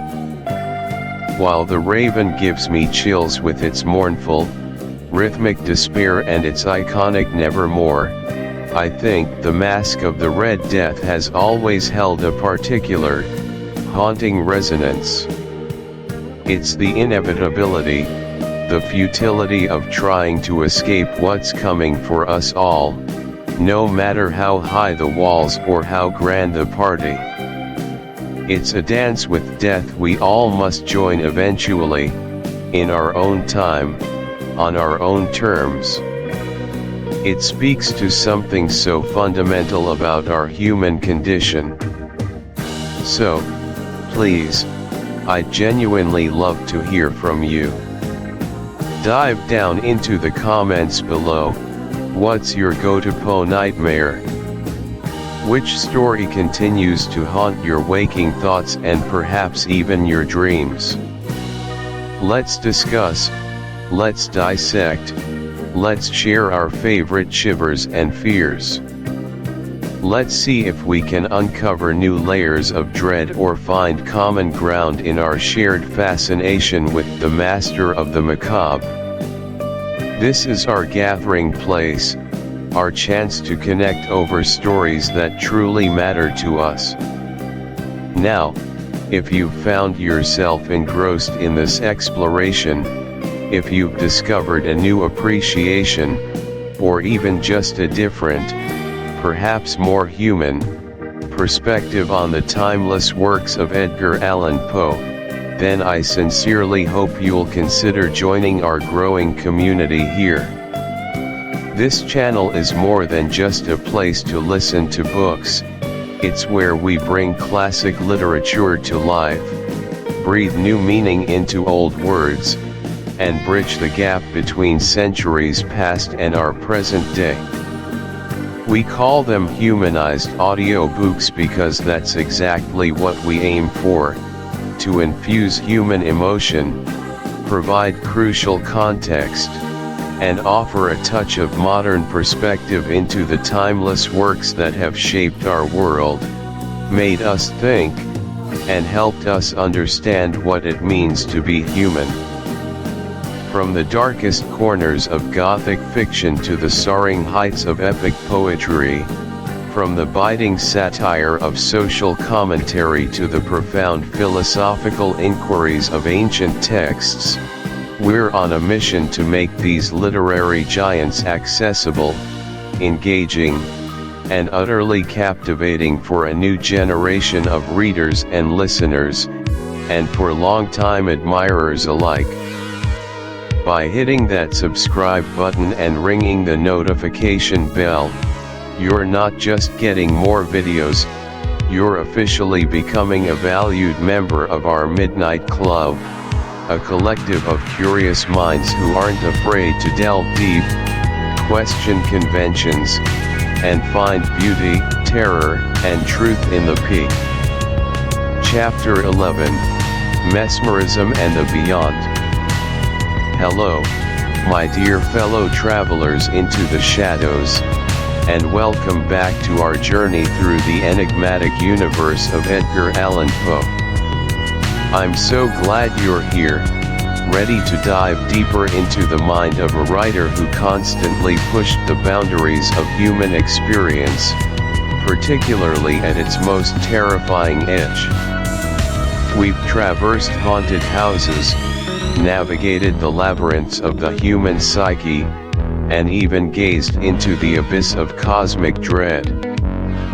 But today, we're going somewhere truly unique, a place where the veil between life and death is not just thin, but utterly shredded by a bizarre, pseudo-scientific experiment. This is Chapter 11, Mesmerism and the Beyond, and our focus today is on one of Poe's most unsettling and physiologically horrifying tales, the facts in the case of M. Valdemar. Now, before we plunge into the gruesome specifics of Mr. Valdemar's unfortunate predicament, let's set the stage. We're talking about the mid-19th century, an era often romanticized for its gaslight and corsets, but also a period of immense scientific curiosity, burgeoning technology, and a fascinating, sometimes bewildering, blend of genuine scientific inquiry with what we would now definitively label as pseudoscience. It was a time when the world was expanding, not just geographically, but intellectually. New discoveries were being made at a rapid pace, challenging old dogmas and opening up possibilities that seemed almost magical. And into this fertile ground of wonder and credulity stepped a phenomenon known as mesmerism. Mesmerism, the 19th century craze. Imagine, if you will, a world where the lines between science and magic were far blurrier than they are today. A world where electricity was still a relatively new and mysterious force, where medical understanding was rudimentary, and where the human mind was an uncharted ocean. This was the perfect environment for something like mesmerism to take hold. Named after its founder, Franz Mesmer, an Austrian physician, mesmerism was initially known as animal magnetism. Mesmer believed in a universal invisible fluid that connected all living things and that illness resulted from imbalances in this fluid. He claimed he could manipulate this fluid, often by passing his hands over patients, inducing a trance-like state, convulsions, or profound relaxation. While Mesmer himself was largely discredited by the scientific establishment of his day, the idea of animal magnetism, and the practices that evolved from it, persisted and transformed. By the time Poe was writing, mesmerism had largely become synonymous with what we now call hypnosis. It was a craze, a veritable sensation that swept through Europe and America. People were absolutely fascinated by it. You'd find mesmerists on stage, performing astonishing feats of suggestion and mind control. You'd find them in parlors, impressing society ladies with their ability to put people into trances. And, perhaps most significantly for our discussion, you'd find them in the realm of medicine. In an age before modern anesthetics, mesmerism was actually explored as a means of pain relief during surgery. Can you imagine the desperate hope attached to such a possibility? If a mesmerist could induce a deep enough trance, perhaps a patient could undergo a painful operation without feeling a thing. It offered a seemingly miraculous solution to one of humanity's most ancient problems, suffering. But beyond the medical applications, both real and imagined, mesmerism tapped into something even deeper, the human desire to understand and perhaps even control the unseen forces of the universe. It was often linked with spiritualism, the belief that the living could communicate with the dead. If a mesmerist could access hidden depths of the human mind, couldn't they also open a channel to the other side? It felt like science, but it also felt like a pathway to the supernatural. Poe, ever the astute observer of human nature and the cultural currents of his time, was deeply aware of this fascination. He was a master at exploiting the anxieties and curiosities of his contempo. Hello, my dear fellow travelers into the shadows, and welcome back to our journey through the enigmatic universe of Edgar Allan Poe. I'm so glad you're here, ready to dive deeper into the mind of a writer who constantly pushed the boundaries of human experience, particularly at its most terrifying edge. We've traversed haunted houses, navigated the labyrinths of the human psyche, and even gazed into the abyss of cosmic dread. But today, we're going somewhere truly unique, a place where the veil between life and death is not just thin, but utterly shredded by a bizarre, pseudo-scientific experiment. This is Chapter 11, Mesmerism and the Beyond, and our focus today is on one of Poe's most unsettling and physiologically horrifying tales, the facts in the case of M. Valdemar. Now, before we plunge into the gruesome specifics of Mr. Valdemar's unfortunate predicament, let's set the stage. We're talking about the mid-19th century, an era often romanticized for its gaslight and corsets, but also a period of immense scientific curiosity, burgeoning technology, and a fascinating, sometimes bewildering, blend of genuine scientific inquiry with what we would now definitively label as pseudoscience. It was a time when the world was expanding, not just geographically, but intellectually. New discoveries were being made at a rapid pace, challenging old dogmas and opening up possibilities that seemed almost magical. And into this fertile ground of wonder and credulity stepped a phenomenon known as mesmerism. Mesmerism, the 19th century craze. Imagine, if you will, a world where the lines between science and magic were far blurrier than they are today. A world where electricity was still a relatively new and mysterious force, where medical understanding was rudimentary, and where the human mind was an uncharted ocean. This was the perfect environment for something like mesmerism to take hold. Named after its founder, Franz Mesmer, an Austrian physician, mesmerism was initially known as animal magnetism. Mesmer believed in a universal invisible fluid that connected all living things and that illness resulted from imbalances in this fluid. He claimed he could manipulate this fluid, often by passing his hands over patients, inducing a trance-like state, convulsions, or profound relaxation. While Mesmer himself was largely discredited by the scientific establishment of his day, the idea of animal magnetism, and the practices that evolved from it, persisted and transformed. By the time Poe was writing, mesmerism had largely become synonymous with what we now call hypnosis.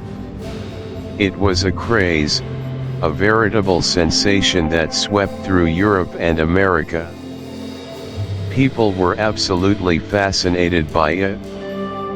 You'd find mesmerists on stage, performing astonishing feats of suggestion and mind control.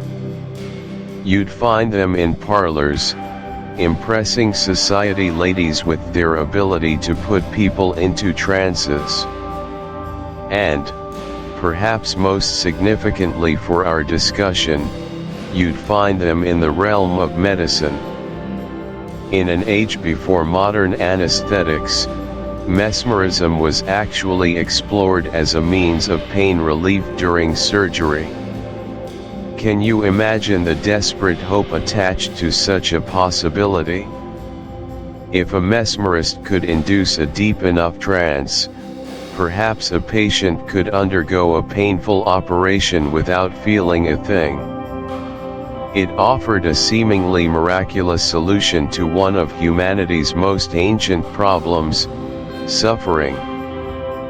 But beyond the medical applications, both real and imagined, mesmerism tapped into something even deeper, the human desire to understand and perhaps even control the unseen forces of the universe. It was often linked with spiritualism, the belief that the living could communicate with the dead. If a mesmerist could access hidden depths of the human mind, couldn't they also open a channel to the other side? It felt like science, but it also felt like a pathway to the supernatural. Poe, ever the astute observer of human nature and the cultural currents of his time, was deeply aware of this fascination. He was a master at exploiting the anxieties and curiosities of his contempo. Thank you for listening to this audiobook. If you found value, meaning, or inspiration in this journey, please remember to like the video, subscribe to the channel, and turn on notifications so you won't miss the next chapter. Your support helps us bring more timeless classics to life. See you in the next reading.